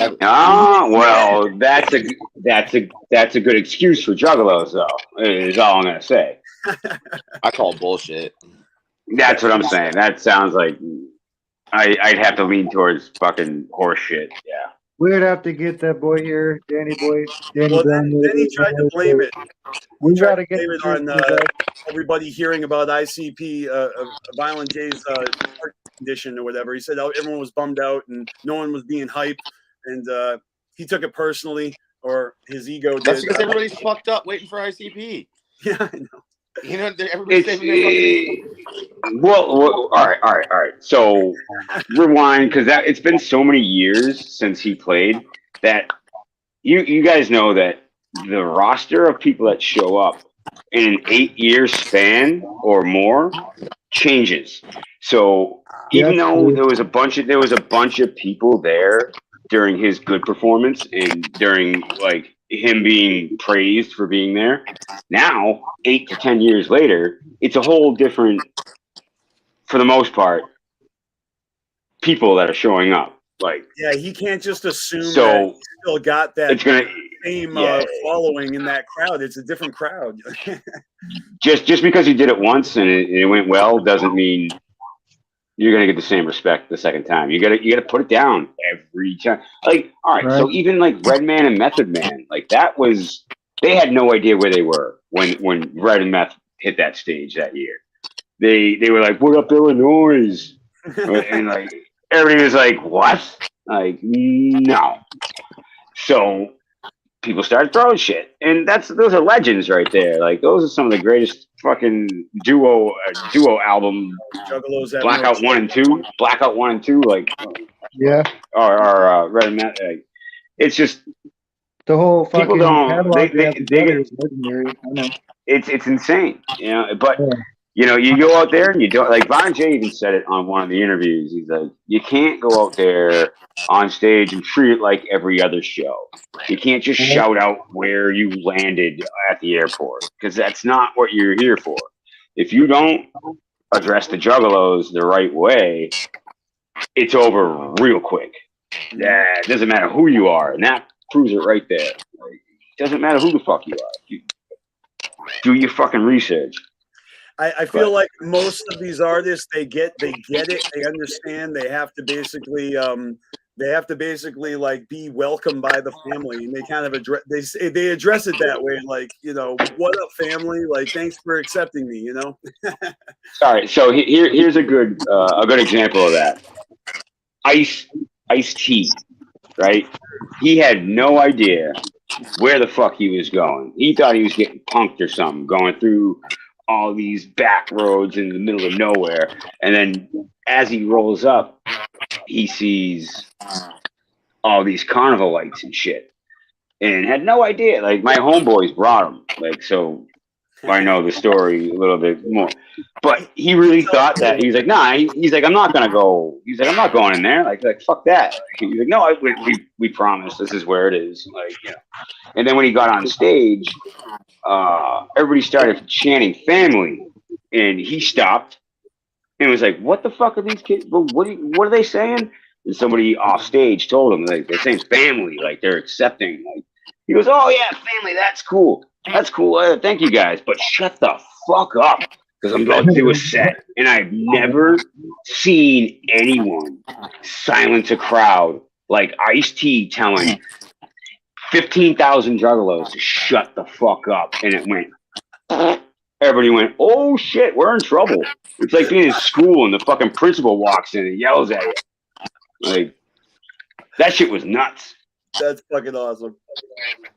That's what I'm talking about. Just telling it how I see it. Dude, that says a lot. That's like Ice-T has like jump steady clout. You know what I mean? What you think? You think Jump Steady wouldn't shake his hand and give him a good hug and respect to him as well? You know what I mean? Like, that's the man. That's the fucking man. I like that. Like, some people, they can't win a Juggalo crowd over to save their life, you know, and he gets them all to fucking obey. he can control any crowd as well, is how I feel. He's been through everything. It doesn't matter what he's doing. Ice-T, that's the OG, man. That's he been around since any other Ice. But also is very generous with the game. Like, you go do your research. He shares a lot of information. Actually, my homeboys that brought him that year are part of his Call of Duty squad. So I've got to play Call of Duty with Ice-T a couple times before I was good at it, but I don't even do that no more. Ice-T, he really does. He loves Juggalos, dude. He loves it. Well, he's a famous gamer. Final Level is his tag, right? Yeah. When I was on it, it was 187 something or other, Killer something 187. So that was on Xbox. Now he's on PlayStation. So that's why he has a different gamer tag. Mm-hmm. How do I know all this shit? I'm sorry, guys. You're playing games with Ice-T. That's why. Yeah. He didn't say much. He didn't say much when I was in the game, but he's not in there cussing your mom out and stuff. Like, oh no! If somebody said something to him, then you heard him. But he was focused. He was focused. he kept yelling at me to stay back because I sucked at that point. He's like, just hang back because you keep fucking dying. Right. You're blowing our cover. I was like, I just got yelled at by Ice-T because I keep dying in Call of Duty. That's fucking cool. Like, What do I do? What do I do? Just sit on the bench. he's like, he was like, just stay at the starting point, and if anybody shows up, shoot him. Lie down. Lie down. That's it. Hold down the camp out back here, no doubt. Well, So Picasso. I'm going to give a shout out to Hex. You know, West Coast Wicked, Chapter 17, did a great job on his set on the main stage. I also that album's amazing. Yeah, Demon Season. It's fucking fresh. Yeah, dude, that was a great fire. set. No Like doubt. that West Coast feel. That's new. That's a new feel, you know. I like it. I'm on the West Coast now, so I'm all about it. You know, I saw them. Oh yeah, you did move out, you fucking traitor. Yep, I did. I went to the wrong coast. But out here they call it the West Coast. No, you did the right thing. The wrong coast. You did the right thing. I call it the left coast. I'm here. Yeah, but yeah, so you know, Hex and the whole squad, Chapter 17, DJ Chunk, Shaggy the Airhead, like the Swamp Society, Devereaux, Darby O'Trill, Dot Strife, all those dudes are the shit. And I just want to give. I gotta look more into this. Yeah. Yeah, no doubt. You're right. I do my research. I did it. And they're all great people. They're all awesome. And I don't really have the pictures, but I got more pictures to share. You know, I got pictures of Roadside Ghost. Shout out to them. Those are good guys. They've been on the show. They've been on Don Chaos's show on Carnival Spirits. Hours of Chaos. What kind of platform can I find all this music on? Roadside Ghost is on Yum Yum Bedlam. They're the ones that did the last song with Violent J. Ain't No Time, right? Yeah. Is there come out? The joint? Ain't No Time. Yeah, that's the ninja and the guitar, whatever No that Time. is. Singing Yeah. the Oh wait, the prequel, the silver one? Is that what you're talking about? No, I'm or talking the actual about album. Bedlam. Same dude that's singing I'm Afraid too on the chorus, right? Yeah, on the new one. Yeah, it is. Fire that song. I love that. So song. those two songs are great. Yeah, that's Roadside Ghosts. They're fucking ill. Yeah. That music video is fucking lit too. The whole fucking. So is that a production company or are they actually It's a band. They're a band. They're a band. It's a band. Oh. It's another. I didn't notice any guest stars on it. Yeah. Well, you know, That they was one got of the the few they got the guest singing stars on that the they hook. had. They're the ones playing the music on Ain't No Time. Nice. Yep. With Devereaux production as well. Oh yeah, okay. Yep. Yep, that's all correct. But those guys are really cool. I talked to them for a bit. I forget what day, but it was cool bumping into them. They gave me a bandana. Then the Darby O'Trill. I was checking that out today. That guy's fucking fire, man. Darby O'Trill, no doubt. Yeah, Darby and Dev dropped a new song. Like they always get my name wrong at the barista or whatever. Great song. It was a good one. Yeah, no doubt. I'm not sure if I listened to that. I just put that shit on shuffle when I was at work and I was fucking jamming that shit for like an hour. I didn't fucking have to change any of the songs, so I know that shit's fire. So it's all legit, no doubt. Look, I could go on and on about like Wednesday music because Mikey Clark's set is so incredible with all the mashups and it's just so good to have him back in the mix producing for ICP again. And I agree. The songs on Pug Ugly, the first 5 tracks, all produced by Mikey Clark, and I couldn't be happier about that. He was a staple. I considered him the third member of ICP for a long time. You kind of grew up with that dude. Straight up. Yeah.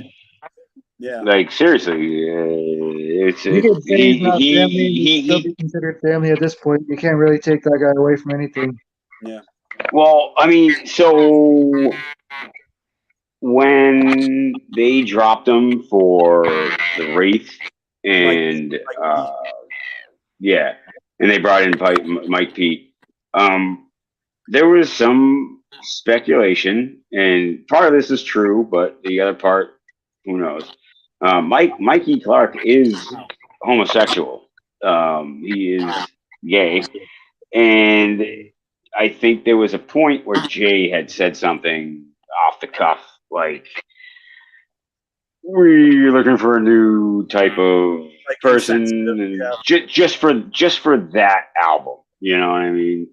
For especially the Shangri-La, which is kind of fucked up, but at the same time, I mean, they're talking about God and like the Bible and shit like that, and maybe that was just something they felt they had to do. I don't know.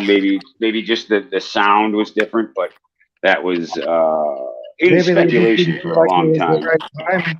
They Well, probably just wasn't that's what like, I think. That's what I yeah, think. But that's all. it was misconstrued, and in our culture, rumors fly and whatever. But I mean, he is like that. But I guarantee that's not why they decided to not have him on the Wraith. But it's just a fact that a lot of people don't know. So when you see, if you're down with that stuff and you follow the LGBTQ whatever, give him a shout out. I don't Fucking think say it what up would to have Mike really Clark next mattered time you either see him. way, I guess. I don't know. Imagine if it was like that and people just now found out. Do you think it would matter? I don't think it would today. The first time Not I heard that, nowadays. Not That's what I mean. nowadays. Like, so I think they played the cards I mean, right, but at the same time, it wouldn't have mattered because so most juggalos don't really care. We don't judge. I've never judged people, so I don't think that. I think it was just pulling a safe card in their eyes and then seeing how it would have I played out. think they wanted something new. What they wanted, something fresh, something new. And then like Esham did a bunch of the tracks off Hell's Pit, and they just went in a totally different direction for Hell's Pit entirely. So that was a lot of like ICP and like Mike P and other shit, right? You guys remember that Esham was the one that outed Mike Clark during his death of a record No, label video. I did not know that. I don't know what you're talking about. I'm not. I'm just saying, Esham went through a thing where he was like spewing out home videos and telling stories, and he told a lot of stories about Psychopathic and Mike Clark and Blaze and Jay, and he was on one. Oh well, I got some stories about all of them too that nobody wants to hear. So like a long. You'd be disappointed. You'd be disappointed in some of the Magic Ninjas over there if you're not already. But right. They did some grimy shit, but I ain't gonna get into that. No, that's a whole nother seminar. Exactly. There's been so many instances where these guys have kind of done their taken their time to do their version of a tell-all, and there's 3 versions of a story: your version, my version, and then the truth, and all these guys have a version. Right. That's the straight up, dude. Like, no one wants to tell you what they did when they should have been doing it. Except for honest people. Exactly. Mikey Clark brought a fire fucking set to the gathering, and he even rapped at the end of his set doing the medicine. Did he? I missed it. I was at the booth, but I could hear it the whole time. It was fire, man. It was fire. His mashups. His rapping, I remember. Yeah. His mashups. His mashups are fucking those two out. He needs to do another one. We should probably like push for that. I'm just saying, like, going from Mikey Clark into Sir Mix-a-Lot and then Ouija Mac, that was a great night for music. It was just I see what you're saying. Yeah, like almost like the progress of it. Yeah, dude, the whole night was you got the old school, the new school, and the super new school. And everybody was. That's a good point, dude. Sir Mix-a-Lot had all the energy. He had all the bangers. He brought it, and it was well received. And it was. I knew that. I missed. I'm pissed because I'm. All right, two things that I'm pissed that I missed was Slick Rick, because he was supposed to be there a couple of years ago, for the West Coast fucking whatever. I remember They had that they had too. an East Coast night, a fucking West Coast night, and Yep. a Dirty Down That was South a night. Yeah. That's right. Yeah, I That was a remember house that. rock. And TJ, it was Slane that headlined the East Coast night. East Coast night. That was fucking dope. That's so sick. All right, so TJ, you might be the only one that understands what I'm about to say. But Slane said this on stage. He looked in the pit. He goes, "I see guys in that mosh pit, and it's the same crowd I see in the Middle East, in Cambridge, right in Boston. Like, that's fucking and it was the same fuckers as back home at that club. Like, you had Bobby Steels, you had fucking Mike, Kung Fu Mikey, me, Brian. Like, it was a so Middle East show, recognizable, right? I mean, well, we were all in Boston, head to toe. Like, fuck, like. Well, that's so cool for him to have that kind of homecoming welcome at the gathering and to say, "Holy shit! Like my audience in Boston is here at the gathering." almost the entire audience. So fucking cool. I met Kung Fu Mikey in the parking lot. No doubt, that dude's cool as fuck. Oh yeah, Mikey's another 22er. No, That's I one of gotta my say, my boys. I was a little nervous told me because that too. I actually didn't see him this year, and I was a little nervous he didn't go. I unfortunately didn't see Mikey this year. Both of us weren't going to go, honestly. That's sacrilege. And this man right here in the blue shirt convinced me, and I'm so incredibly happy he did. We are very thankful for you then, because we wouldn't want to see you ruin your streak, bro. You know. Remember that night I told you? I was like, what the fuck are you thinking? Fuck Yeah, that's what I'm talking about. That's exactly what I'm talking about. This is one thing he said. He's like, what has anybody done for fucking 21 years in a row, like, that you can think of, that you know?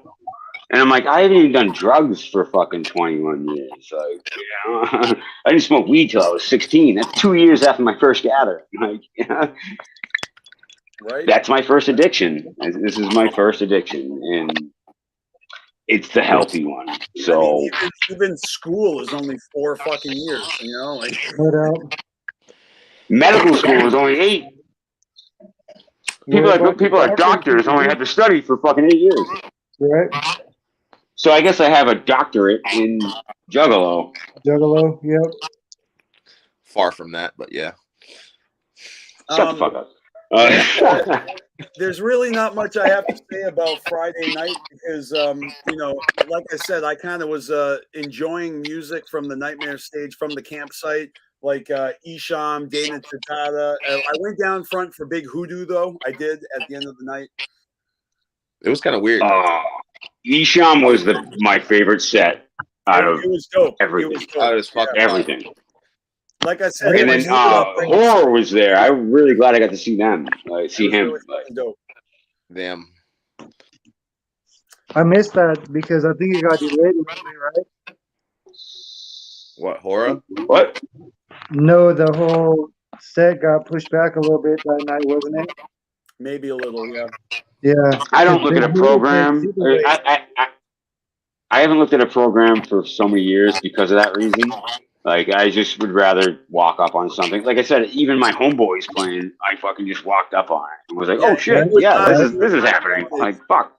The program was irrelevant, and the timeline was completely just a suggestion when it came to Saturday, because the seminar, the ICP seminar, didn't start for 2.5 hours, and it wasn't even a seminar. It was a love Well, all right. That was like a Rick roll for all the OG juggalos that didn't care about Violent J's love life. I was kind of disappointed. The trash war was fire. That is the whole point of the seminar now. Like it is. They know it. They know it. So when shit's getting wild there, and people are throwing fucking eggs and fucking milk and fucking squid. What was that? Squids. A fucking squid. Bags of poop. Like, you know, they purposely let it go because it's fucking fun. That feud has been going on since The gathering was indoors. Let me explain this to you. It started with up top and down low because the second gathering was it the second or third? I always get them mixed up. The one that you had to get a certain. No, it was a third. There was different tags. There was different tags that determined who got to be on the floor every night. It was 3 nights long. So if you had a square one, you got to see ICP. If you had a circle one, yeah. And then we figured it out and got everything down there. But it started, the whole trash war started with that because the people up top started taking, like, they're all pissed off because they're not on the floor. So they started taking full trash cans from the entire, this place was like 3 stories. It was like almost like a DCU center, TJ. It wasn't like a Fleet Center or like a Staples Center, but it was like a DCU center in Worcester. And people were just dumping full trash cans on everybody down low. So then we started throwing it back up, and it turned into a whole fucking fight for the next fucking 3 days. And that's where front and back started, but it was down and up.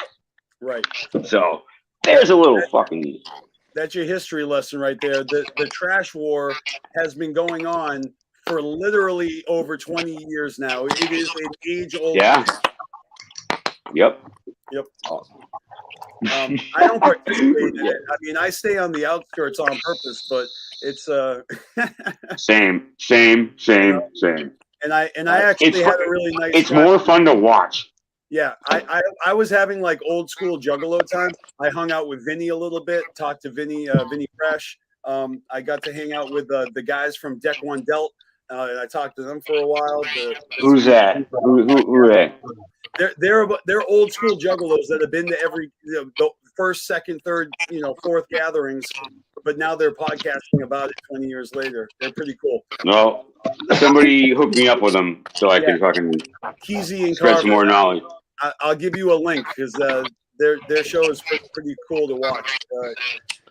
I would love to do more of this with more people, and that seems like some people I need to talk to. Yeah, they do like a juggalo interview, like origin story. They'd love to talk to you. Oh, I got a good one too.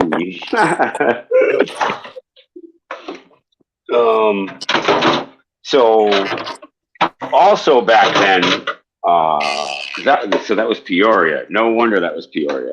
That was the riot, right? Yeah, that was the big riot. Yeah, I heard about that. Like when I tell people that I've been tear gassed at I was like fucking 16 years old, 15 years old, and we got tear gassed because of 2 chicks showing their tits. Yep, I heard that. They tried to arrest the 2 girls. And the boyfriend of one of them swung on one of the cops. So they took him down and then arrested him, and then they weren't allowed to leave. They got surrounded by thousands of juggalos. Within 15 minutes, you had a quarter of the entire attendance of the 3 days in that little area, not letting the cops out. We had a whole chant "Let my juggalo go, let my juggalo go," and it turned into them sending in foot patrol with wands and whatnot. That didn't work. So then they sent in the riot squad, the first wave, more locals with shields and big sticks. Then that still didn't work because we're out of our mind. And they actually sent in the riot squad, and we got tear gassed. I pulled my bandana over my face. We kept throwing shit, but once they came in, they had paintball guns filled with pepper powder bullets. Yeah. Once I saw that going on, I said, "We're done. I'm out. I know we're not gonna survive this." I've been doing that. They actually had rubber bullets at first, and they fucked this one girl up, and they made the newspaper. They got, but they shoot you in the chest with the fucking pepper powder, and it's like getting maced from like fucking 30 feet away. Like it shit. Then you I gotta was like, get nope. that milk with magnesia out. You got fucking I've been through all that shit before. That was Funny insane. time, And though, then because I Jump went to Steady had to. They almost shut the entire gathering down because of that. Because of Jump Steady being Jump Steady, he came up with a ladder and a megaphone and stood up in front of everybody and was like, "Listen, if you guys don't fucking chill the fuck out, they're gonna shut everything down." And like, besides Ice-T holding down a crowd, Jump Steady's number 2 because he calmed everyone down. We were ready to rip that fucking city apart, which we actually did, kind of, mostly. This is back when people were scared of Juggalos. We were scary at one point. Imagine that. I experienced all that when I went to that Standing Rock over in fucking North Dakota a couple years ago when they had the fucking oil pipeline going through the reservation and I had to go through all that shit. Oh yeah. I'm Native American and French Canadian, and I watched all that with the biggest disgust for the country ever, or at least the people that run it. Like that was so. That's a whole nother seminar. That's But why I said I was there when it was all real and it was of government versus us and it was fucked up. So yeah, I remember all that shit. That's what that. Well, thank you. I thank you for that. That's all. It's all good though. That's just a little triggered memory, but you're good. Yeah, as a native, I appreciate you participating in being part of that because that's our first goal is to protect Mother Earth. You know, not to get into that, we'll change the subject. But yes, thank you very much. Yep, BeastMasteR'S back. What's up, man? Oh, I was just taking a leak. I could hear everything the whole time. I love the old story from the old gatherings, you know, and especially the connection between the trash war rituals, you know, that history goes over everyone's head that is a tradition. It's been going on, but people focus on like ICP's like seminar, wanting to get like exclusive information and shit where. Look, they're just not obligated to do what you want them to do every year. Like, you know, they can do what they want and delve out information when they want, you know? TJ, this is how I explained it. What? Say that again, Gasso. Sin of love. I was like, love. Yeah. I didn't really. My buddy looked over and he was like, yo, we might be getting Tunnel of Love set right now. I was like, man. Oh yeah, that's even more disappointing. That sucks. I know. Fuck. Maybe the girls will be happy even with the boys. But just saying. Maybe some of the boys. Got a couple of Mikey Clark out there, you know. It's all good. You love everybody.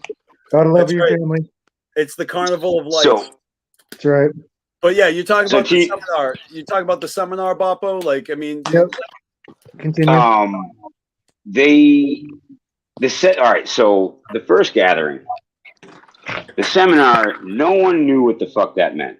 Right. Right. It was new. So yeah, they're like a seminar, like what the fuck, whatever. So you know, there was only so much to do at that point, and it was indoors, so like everything had its own specific location in different rooms. The first seminar that we went to was, I think it was a mystery seminar. ICP mystery seminar, yeah. No, it wasn't ICP. No. We missed that one. The first one I saw was Alex Abyss, Jump Steady. Oh yeah, is that when they were switching around in the venues, right? They were doing each other's seminars. Is that what you're talking about? This is the first time. This is the first year. So they had different ones. They had a mystery one, which ended up being like a scavenger hunt that obviously Jump Steady put together. And then the one I went to, that was an insane scavenger hunt. By the way, I'll find the list at some point to share with you guys. Pictures of that list. It was crazy. It's fucking stupid. We'll get into that at some point. But yeah, it was like a psychopathic internal seminar. So you get to hear everything from fucking Jump Steady and Alex Abyss, Billy Bill, Dougie Doug, like all the people that nobody really realizes that make it happen. Right. So that was cool. There was 200 people in a room. Actually, that first one, it wasn't even full. So there was probably like 100 people in this room. That was the one before the first ICP seminar. So then it filled up. Me and my boys were in the front row, the third row, but close enough. Sardined in there. Yeah. This is when Shaggy would come out and do the first night. I think he tried to jump a bed of thumbtacks with a tricycle. Oh yeah, and this was the opening of the seminar, and he just obviously bailed into a fucking pile of fucking thumbtacks. And then the next day, or these might be flipped around, he drove himself through a barbed wire wrapped table, wearing the same helmet both times, which is a little kid's toddler fucking bike helmet. In a cape. And that was like, we're like, what the, like, this is a seminar, like, what the fuck is this? And then they finally like start like talking and like asking, like, let us ask questions, because at first it was just question Q&A the entire time. That was it.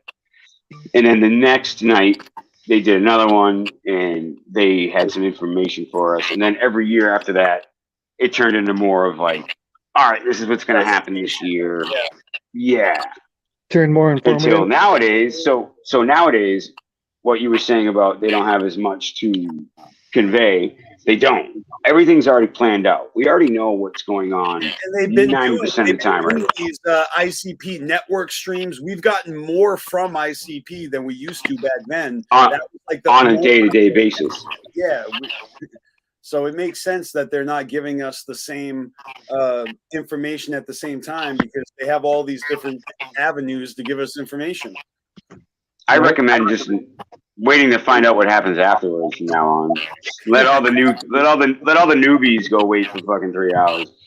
Like I said, I had old school Juggalo time. I was hanging out with Vinny Fresh. I was talking to other Juggalos. We walked off as soon as we found out it was Zen of Love. We meandered off to like the merch tent, just chopping. I was doing the same thing. Our camp was like maybe like 100 feet away, so we just sat there and we already knew what was up. That was the moment when I stole Liz's umbrella. I walked off with an umbrella. That Liz from New York? No, Mass. Oh yeah, New York. Sorry. Well, she's from Mass now. Yeah. You're right, New York. Bro. I got a shout out to my dad. Long Island, to be specific. Long Island. Yep. Long Island tough guys. RA, right? That's right. Yeah. Mm-hmm. That motherfucker is solid. You ever see his little thing about touring with ICP? His little like shout out. Yeah, yeah. One of the coolest. Like he was like. Like, people were hating on my own fans were hating on me because I went on tour with these clown dudes, and he totally backed us up. He was like, if you don't know what this is, then fuck you, like, because these are the most legit people, I've fucking met. God knows how, like, and that's from a legend, like. The fact that he wouldn't like, his fans are talking shit and he doesn't basically throw us under the bus. Give a fuck. Up for Juggalos. Yeah. Not just ICP, but Juggalos too. Yes, you're right. Yep. And that is Juggalo shit right there. Like he did us justice, and it's so cool. Like, we got the right people. Big time.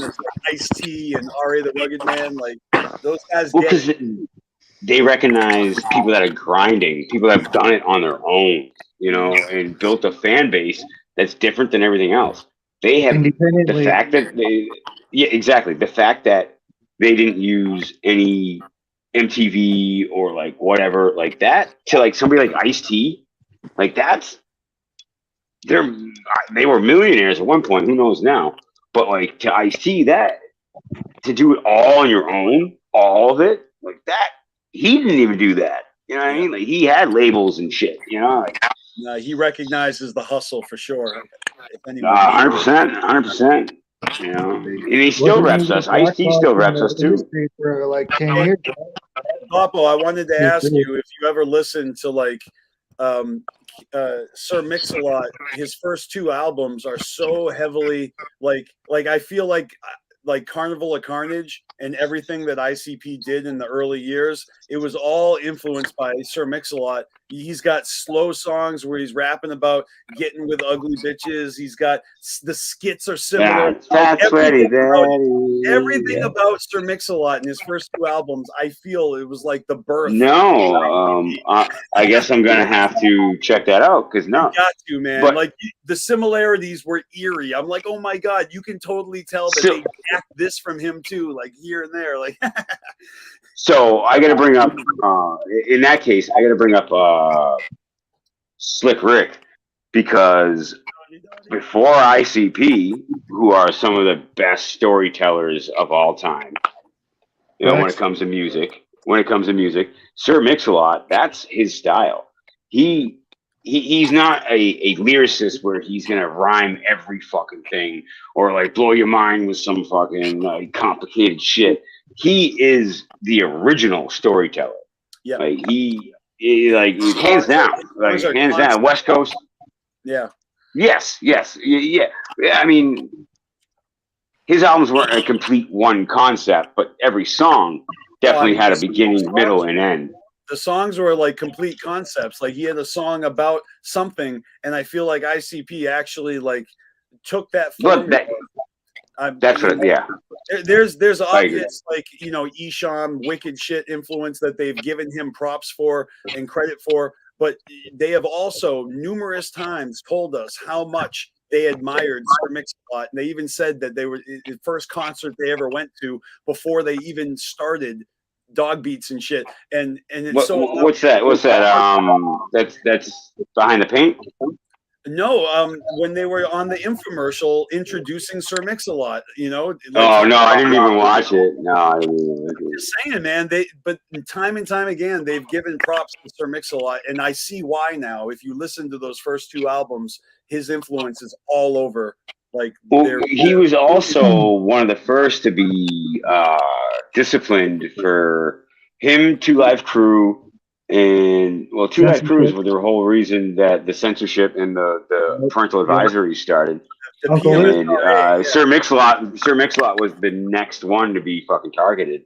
That's right. And then you get like D Snyder on the stand, like defending. Like that's one dude that, whether you like him or not, he's a juggalo in the sense that the way we all were before we found the clowns. Like Twisted D Snyder.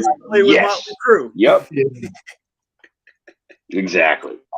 But like, those are the type of people that stand up for individuality and stand up for fucking freedom of speech and freedom of music. And Chuck D also took the stand, as well as D Snyder, I believe. But you're right, Sir Mix-a-Lot. Alice Cooper did. Yep. The original shock rock, Alice Cooper. That was the same time that he was about to get sued by Star Wars for using Luke Skywalker. Remember, he had to change it to like Uncle Luke and shit. So it was all right. Yeah, it was a real story. 2 Live Crew guy, Luke. Oh, Luke Skywalker. No, I don't. Yeah, that's true. That's all back in the censorship days too. That's all true. They knew no bounds, man. Everyone's trying to. You just triggered something else that I was trying to like. Oh no, Alice Cooper. All right, so Alice Cooper did the intro to The Great Malenko. Yeah. He is the voice, and he denies it. He denied it after the fact, after the whole Hollywood record thing, and they got dropped. He's like, nah, I didn't do that. Like, yo, your name's in the fucking credits, yo. Anybody that knows who you are, that's your fucking voice, bro. How you gonna do that? I'm about to see Alice Cooper and like a couple Cooper. I'm like, yeah, that's Alice Cooper. Let's put it this way. The only people that can trick a juggalo are the actual clowns. Right. So true. That was the chorus of the last song of the Six Jokers card. I mean, We're not sorry if we tricked you. Right. Can't argue with that. Yo, I want to put you guys onto something, all right? Because you're talking about Alice Cooper. I'm a huge Alice Cooper fan. He has an album. He has an album out called The Eyes of Alice Cooper, and it has a song called Detroit City. And he actually just released like an alternative version of that same song. Both versions of this song have the same lyrics, but here's the second version. It's called Detroit Stories. And I'm going to read you the lyrics to this song here. All right, let's go. This is good. Right. I like this. So, let me find it here because they got the lyrics right here. Okay, so the lyrics go as such. He says, the kid was in his crib, Shady wore a bib, and the posse wasn't even alive. He's talking about like he was in Detroit before all these motherfuckers. Shady wearing a bib. Right? The posse wasn't even alive. I'm just saying, like, he calls out and ICP and Kid Rock in those bars there. Good. He has the right. He has the clout, and that's the right way to use that word. He has the clout in music. It's shots. He can say what the fuck he wants. Like, for real, like, it's shots fired, but it's legit. Like, you got to respect the shots fired. He's saying, I've been doing this before y'all were even born. The kid was in his crib, Shady wore a bib, and the posse wasn't even alive. That's, like, so insulting. Wow. Damn. No, but that's awesome, though. I know. Yeah. That's Juggalo shit. You know what I mean? That's just what I was saying. That's Juggalo shit. Like, just like, what? Even though he... Yeah, what are you going to do about it? Yeah. Fucking what? He's playing Blue Ridge. Yeah, check the song out though. It's called Detroit City. Both versions are awesome, but I think only the new one's available on the Spotify. The original version is a better version, in my opinion. It's on the album called The Eyes of Alice Cooper. I'm just saying. Can I find that? I can probably find it on YouTube or something. Yeah, you can find it on YouTube. Check it out. That's awesome. And then he has Detroit City 2021. He remixed it. He did. It's a very Juggalo thing of him to do, to like remix his own song. Put it out twice. Yeah. Make money off something that you already fucking did. Yeah. I swear definitely fucking ICP. Of all the songs for him to like remix and put out twice, it was that one with the ICP disc. I thought it was great. He's not wrong though. You can't fucking argue with that. No, and the whole song is fire. Like he's talking about ruling the streets and being the OG shock rock king. Like it's all facts. Because he is Maryland man. Like all right, so he can claim status over everybody that he said that in that song, in every medal, in like anything shocking, like Guar.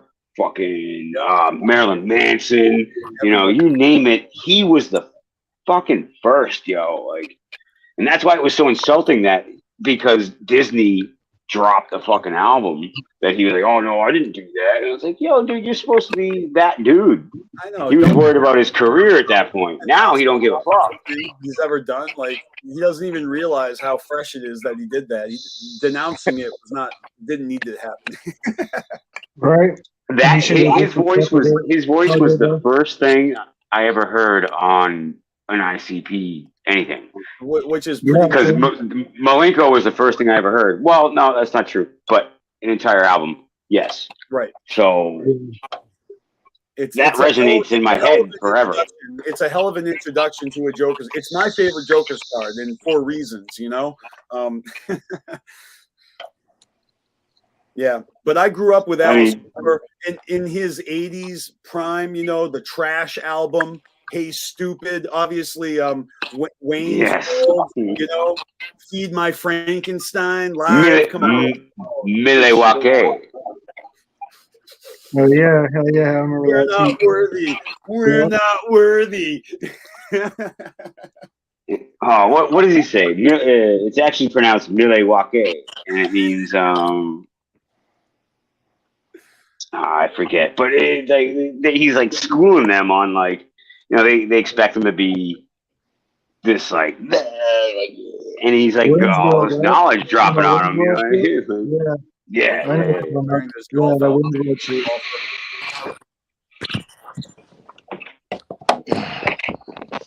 Yeah, I But gotta say, guys, I had a blast at the gathering. I got so many pictures of like the Ferris wheels and the lights and all that. I got I was so glad that they had the rides back.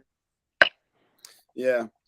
And I was saying, look, I know maybe there's reasons we don't have it anymore, but I wish they had the Love Train, because the Love Train was so nice to be able to ride around and not walk everywhere. And, you know, it's too But bad they didn't bring it back. That was also fun because it turned into almost like a front versus back. Oh, my phone's dying. I'll plug it in. I'll hit your ass back in a second. I understand. I understand. That's how it happens. If you want to come back, we're here. But yeah, the Love Train, you know, it's nice to be able to get off your feet, take a ride, or like you said, like have things thrown at you or throw things at the Love Train. That's kind of a fun pastime. Yeah, when you had the three trains passing each other, I remember that. Water guns and stuff, you know. That was pretty fun, and that was a good break from walking everywhere too. I remember that. Yeah, right. When they had it at the Super Gathering, I remember going up that hill, taking it a couple times. No doubt. So I'm just gonna say, lastly, about Friday night. You know, Big Hoodoo and his clique, they put on a pretty dope set at the end of the night. I got his shit right here, the Ear Drug Music compilation, and Don Chaos just had one of the new signees to the label on his show this week. Benny Buttons. Yep. He was on Carnival Spirits a couple days ago. And all right, I was watching that earlier before this. Party. He's a cool dude. That's what's up. I didn't personally meet him, but I did enjoy their set. I was up there. I went up front. I'm not up front, but I went up to the crowd, to the stage for Big Hoodoo. And then after Big Hoodoo, the Sex Waffles put on a concert at their site right there. And so I did a set at like 4:35 in the morning, and it was great. So I got some footage of that too. It was just overall like a really chill gathering where, you know, I basically saw like almost everything I wanted to see. And I did miss a few things. I didn't get to see Legs Diamond because of the conflict of schedule with the Morton's List seminar, but I missed that as well. Hopefully someone filmed it. I want to see some footage. I haven't even had a chance to look at footage yet, not even upload my own. I got 3.5 hours of GoPro footage I'm going to be uploading throughout the next couple weeks. Hell yeah. But yeah, so like on the last day, I think really, you know, ICP's set, it's worth mentioning. They did a really good job. I love that heaven and hell split with the fire and the going like almost like the night and day, or it was a really nice set design. I enjoyed it. Tim Young did that. Yeah. You know, Tim Young did that. Did he? From Dead Canvas, yeah, man. Hell yeah. That's awesome. I didn't know that. I'm glad to hear that kind of info. That's great. Fuck yeah, I got to give him props for that. Yeah, he did the mystery set too. It was pretty dope. Yeah, the mystery set was awesome as well. Like just the way everything was all like white and the sequence, you know, the question marks and shit. That ICP set took me back to the old school. What was it? Six Jokers card, the Hell's Pit set. Yeah. Back in the day. Mm-hmm. That's what that kind of reminded me of, and that was fun. No doubt. It was definitely dope. Mm-hmm. They're doing like the Gathering of Dreams as a theme, and so I kind of took it as like a dream and nightmare scape. You know what I mean? Right. I didn't think about it like that. Yeah, they had the nightmare stage, they had the dream stage. You know, it was pretty cool. Now, the last thing after ICP set was they had the Juggalo Cypher video shoot, okay, right. And I went up for that. You know, I wasn't even going to make a big deal out of it, but I actually lost my attitude a little bit. I got pissed. I don't know. In my opinion, there was some fuckery, but that's because I was really happy and proud to see these guys on stage rapping. Right, they're filming it, and so when I rolled in, it was in progress, and everyone's getting hype, and they got cameras and they're filming, and I kind of walked in, and I'm a part of the end of it, and I was like, cool, I witnessed it, right?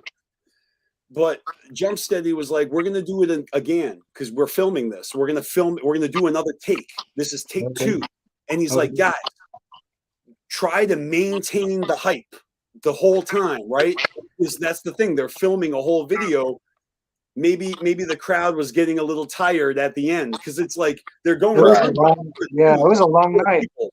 Yeah. And it's the end of the gathering. Just saying. So I understand.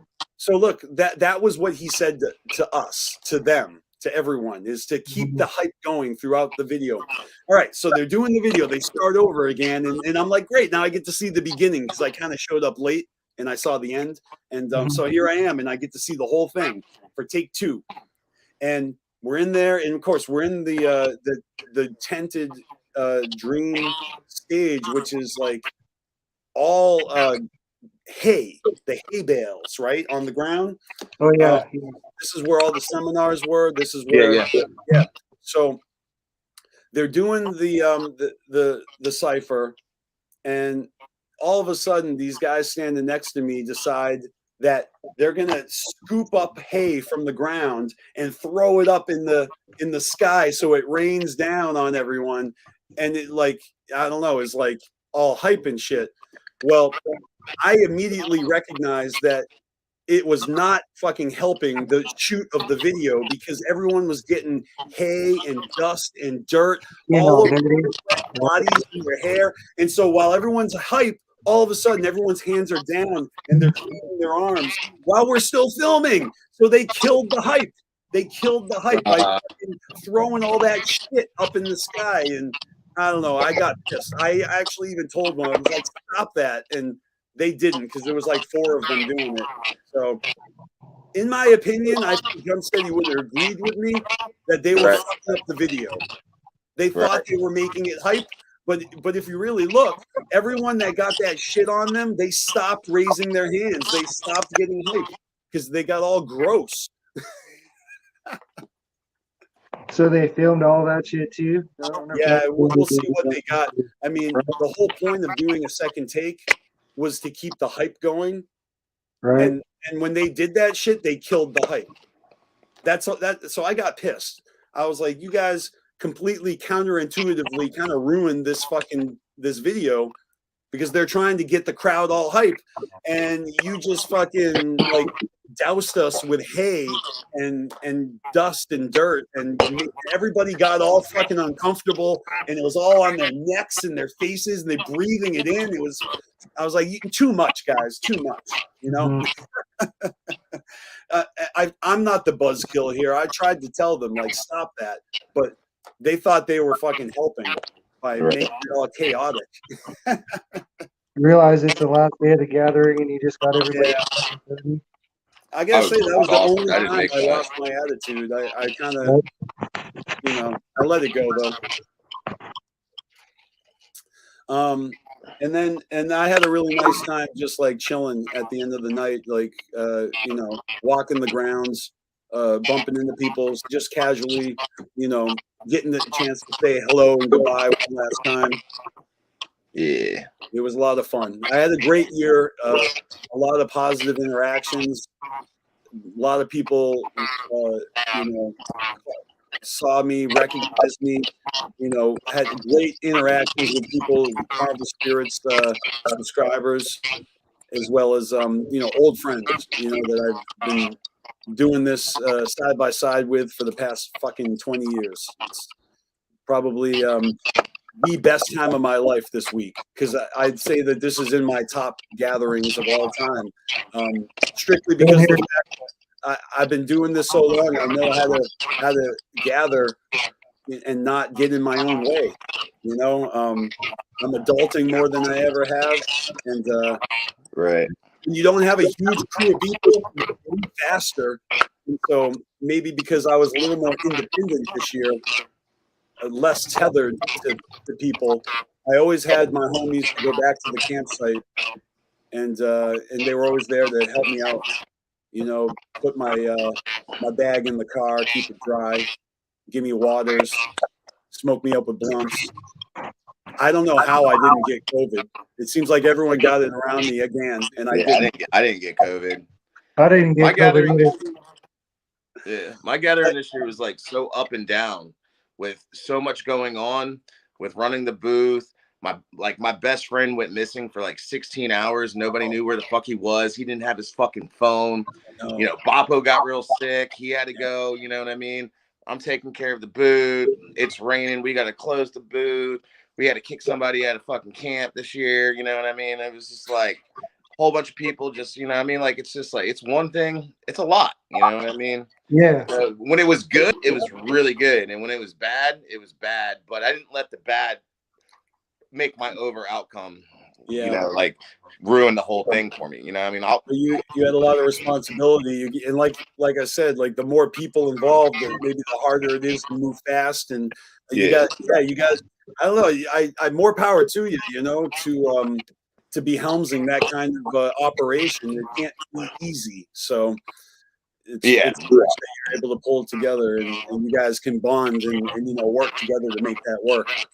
Oh, then it's just it's a big family at this point. You know what I mean? These are some of the nicest people I've ever met. You know what I mean? And that's 90% why they're a part of Dead Canvas. If you're a dickhead, and you know what I mean, I'm quick to let people fucking go. You know what I mean? Nobody wants to work with a dickhead, no doubt. Yeah, like I can't fuck around with people. You know what I mean? It's not, you know, one thing about artists, most of the time, it's like, hey, look, it's me. This is what I'm doing. This is what I'm doing. You know, it's all about the collective. You know what I mean? It's like, what are we doing together? You know what I mean? So when you have that attitude, time to, you know, right, for sure, no doubt, make their ways. You know, hell yeah, go find someplace else, no doubt. Go fit in somewhere else. It's all good. I understand, right? I feel it. Yeah, but the only thing that really fucking bugged me, you know what I mean? Because I had like half of my best friends show up like 2 days late for the gathering. You know what I mean? They got there right before the jukebox show. And as soon as the jukebox show was about to fucking go on, my homie Tony went missing for like 16 hours. And he ended up going to the hospital, getting fucking out of the hospital, in and out 20 minutes. Then he went like 30 minutes west instead of east and got stranded. He didn't have his wallet, his phone, nothing. Like, I'm surprised he even made it back. And I'm like, you know what I mean? It was just a rough time. I was like, man, in the back of my head, I'm like, where the fuck is he? You know what I mean? Like, it's not like him not to be here. Is this first gathering or what? No, it's actually his second. He came with me last year. Okay, yeah. So we kind of knew what was going on, but still fresh. Yeah, he was a little fucked up, you know what I mean? And then, like, he had something going on with him. Like, he needed to go to the hospital to get checked out real quick, you know, and you know how the gathering goes sometimes. I hear you. I want to give a shout out to this ninja right here. This guy is the shit. And of course, Nanaho from Japan. If you guys haven't had the pleasure of meeting her, she had a great time. She brought her mom to the gathering this year. Yeah, and this was basically one of the last pictures I took at the gathering. Like on the very last night, at the very end, that dude told me that he heard my set. He heard me rapping the night before, and he was giving me all these compliments. So he made my night, you know what I mean? Because I didn't even think anyone was awake and heard that shit, and he did. And it was just cool that someone like heard me rapping for the first time and actually felt that shit. You know what I mean? Absolutely, that's dope, bro. Yeah, it's fucking. Where were you performing at? I didn't even know you were. It was basically like right across from the Nightmare stage at the campsite stage. You know what I mean? Like yeah. Was that? Yeah. You were just saying like the sex. It was right there in front of the Nightmare stage, and it was like at 5 a.m. after Big Hoodoo, you know. Oh, nice. Yeah, and so we did a small set with the sex waffles, and this dude was like, "Yo, I heard you rapping last night, and that shit was ill." And he was telling me all this shit, and I was like, "Holy shit, man! I didn't even think anyone was like there because it was so dark. I couldn't see who was watching, you know." Yeah, for sure. but yeah, just had the best time this year, and everyone that I fucking bumped into, everyone was mad cool. Just great vibes, you know.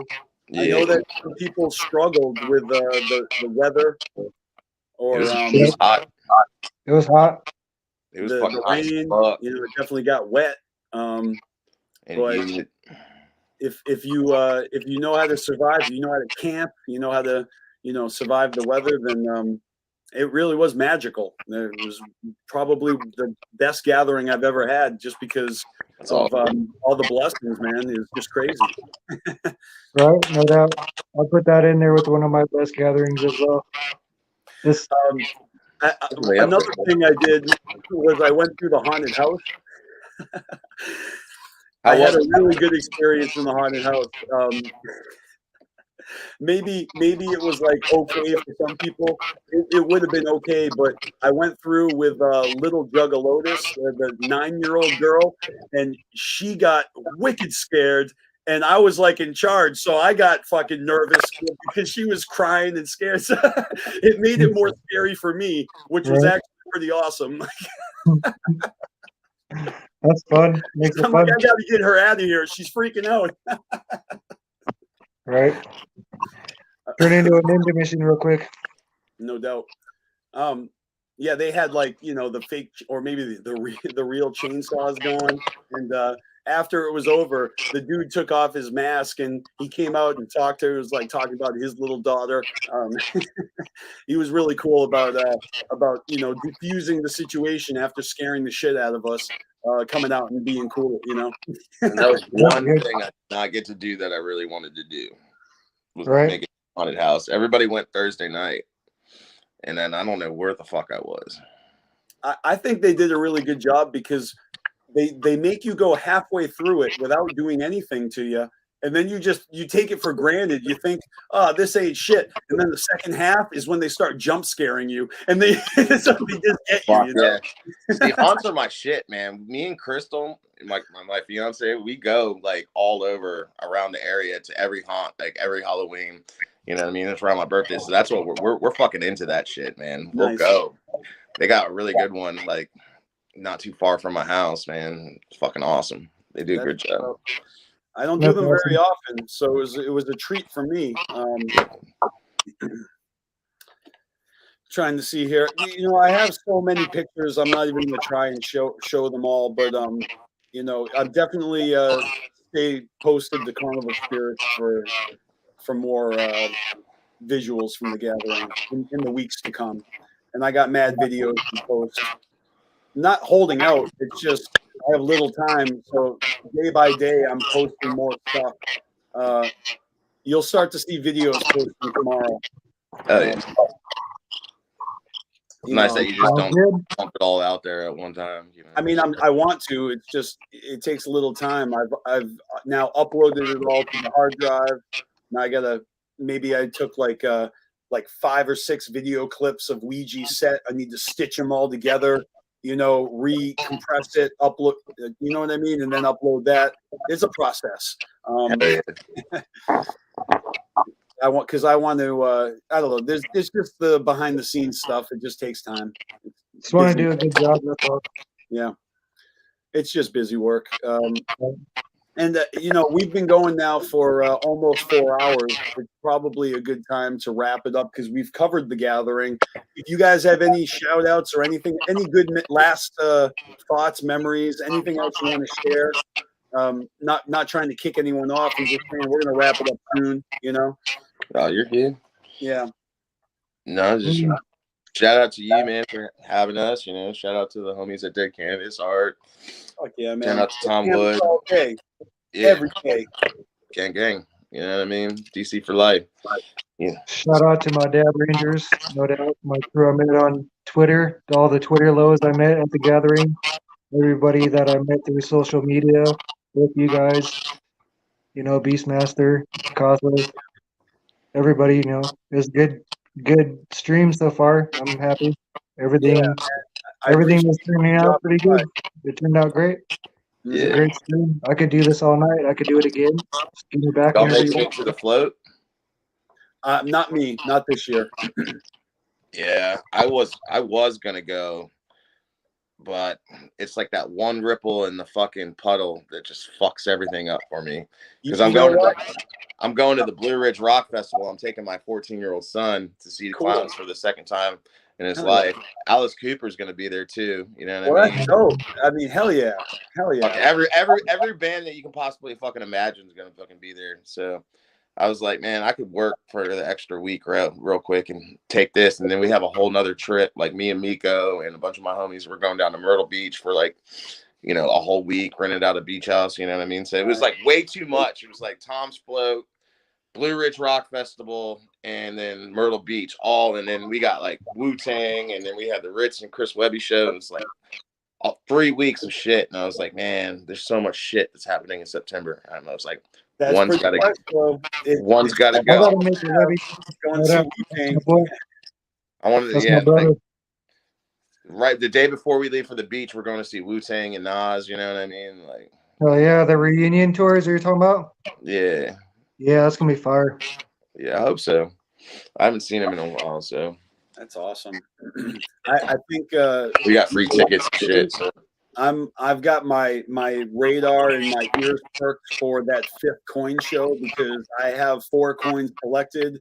And, dog, it's definitely going to be Juggalo Day, and it's going to be in the Bahamas or whatever. You know what I mean? So it's and that's what I'm saving up for. That's what I'm saving up for right now because I'm serious as a heart attack about being there. You know, 100%. I told my girl already. I was like, "That's our Christmas presents that we're gonna do right now." You know what I mean? I was like, "I'm just saying, you may see me not attend a Hallowicked and not attend the Ballers and be okay with it because I prefer to prioritize the coin show at least this time around." You know what I mean? Right. I have my priorities. If I have to pick a show, I'm picking that one. Right. It's either the Chris Webby November show or the Halloween show for me. Those are the ones I want to go to. The November at Toad's Place, Chris Webby show. That's the one. Either that or Halloween. I'll probably make it to Halloween. I want to go somewhere. All right, so I'm gonna do what I always do at the end of my show, and I'm gonna spin the wheel, and play a song. Just to close out the episode. No doubt. Anytime you want me back, let me know what's up. Oh, absolutely, man. You're welcome back. We'll be doing this every weekend, at least for another month or so. Yeah, for sure. Right. Glad to be a guest. Hell yeah. It's nice to meet you, bro. Yeah, you too, man. So really, I started off with like over 50 songs on the wheel, and now there's only 2. So I guess we spin it to find out. We're down to the last 2 songs. Battle it out. Let's go. Final sin. Boom. Boom. There it is. Awesome. Hell yeah. That's what's up. So the cool thing is that that leaves only 1 song left, and that's literally one of the most recent songs I've ever recorded with my homie Maddie Cypher. So I'm gonna pull up "Devils in the Details," and we'll play that. This is one of the earliest songs I ever wrote. Actually, BeastMasteR, Devils. I gotta shout out Camp Hot Meat too. Low-key, good people there. Fire. Great place to be. All right, so I'm going to play this out.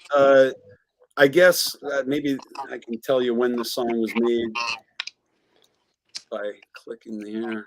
All right, I recorded this in 2009, and it's over a Shy One beat. I bought like a 5-pack of Shy One beats, and this is one of them.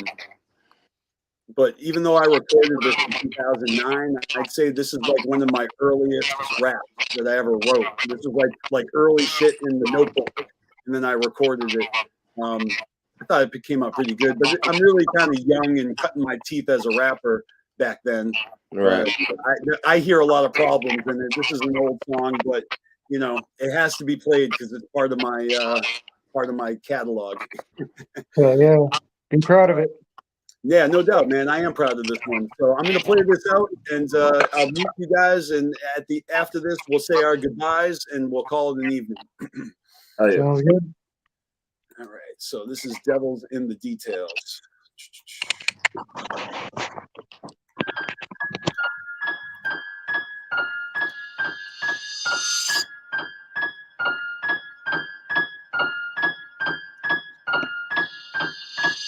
Yeah, I don't know what I don't know. How would I know what I don't know? And I don't know what I don't know. How would I know what I don't know? I don't know what I don't know. How would I know what I don't know? I don't know what I don't know. How would I know what I don't know?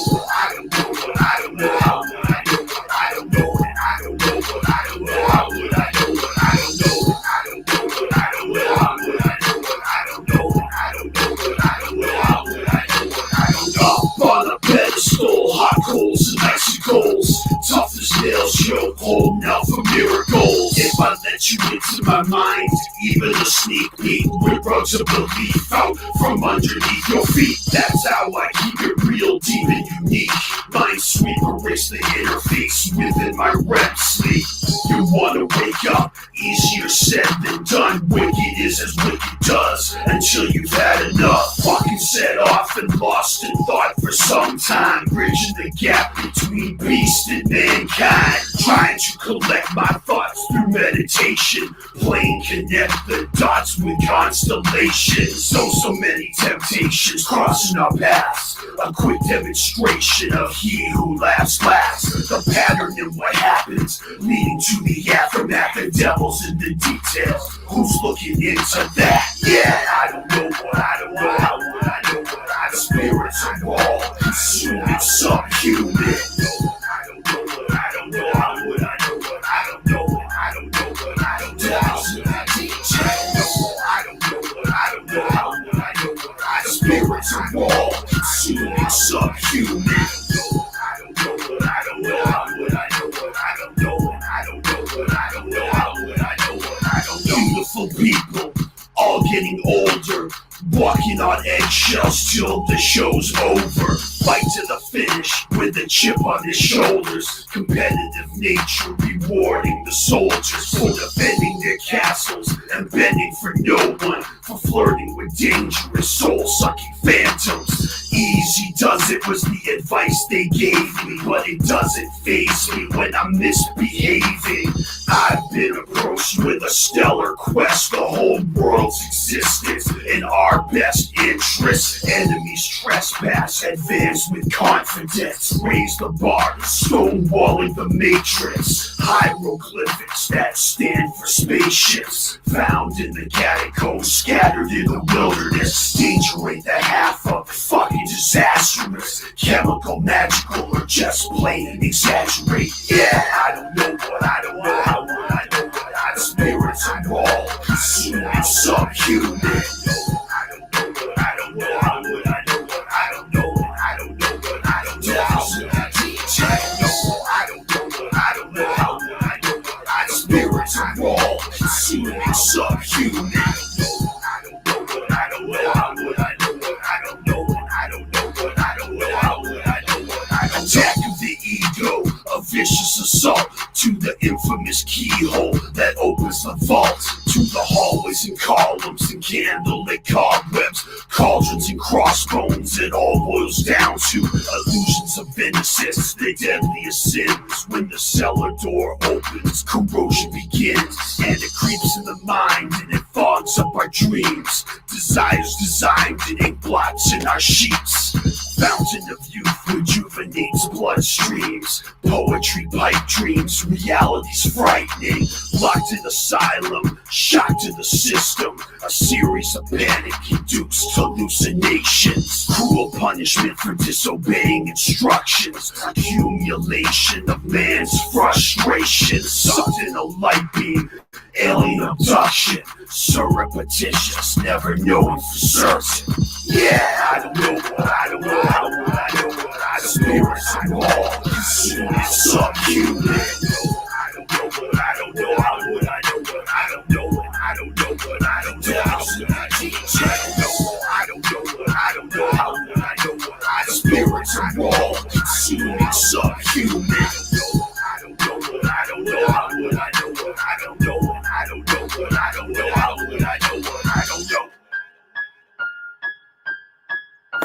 Hell yeah. All right. So that was Devils in the Details, motherfucking old school BeastMasteR shit. Hell yeah. Thank you guys for listening. Thank you guys for watching. Thank you for the fire emojis. I appreciate y'all. You know, I actually got a track dropping like real soon. Like maybe next week, I'll actually have a new song out with Shock and Dash.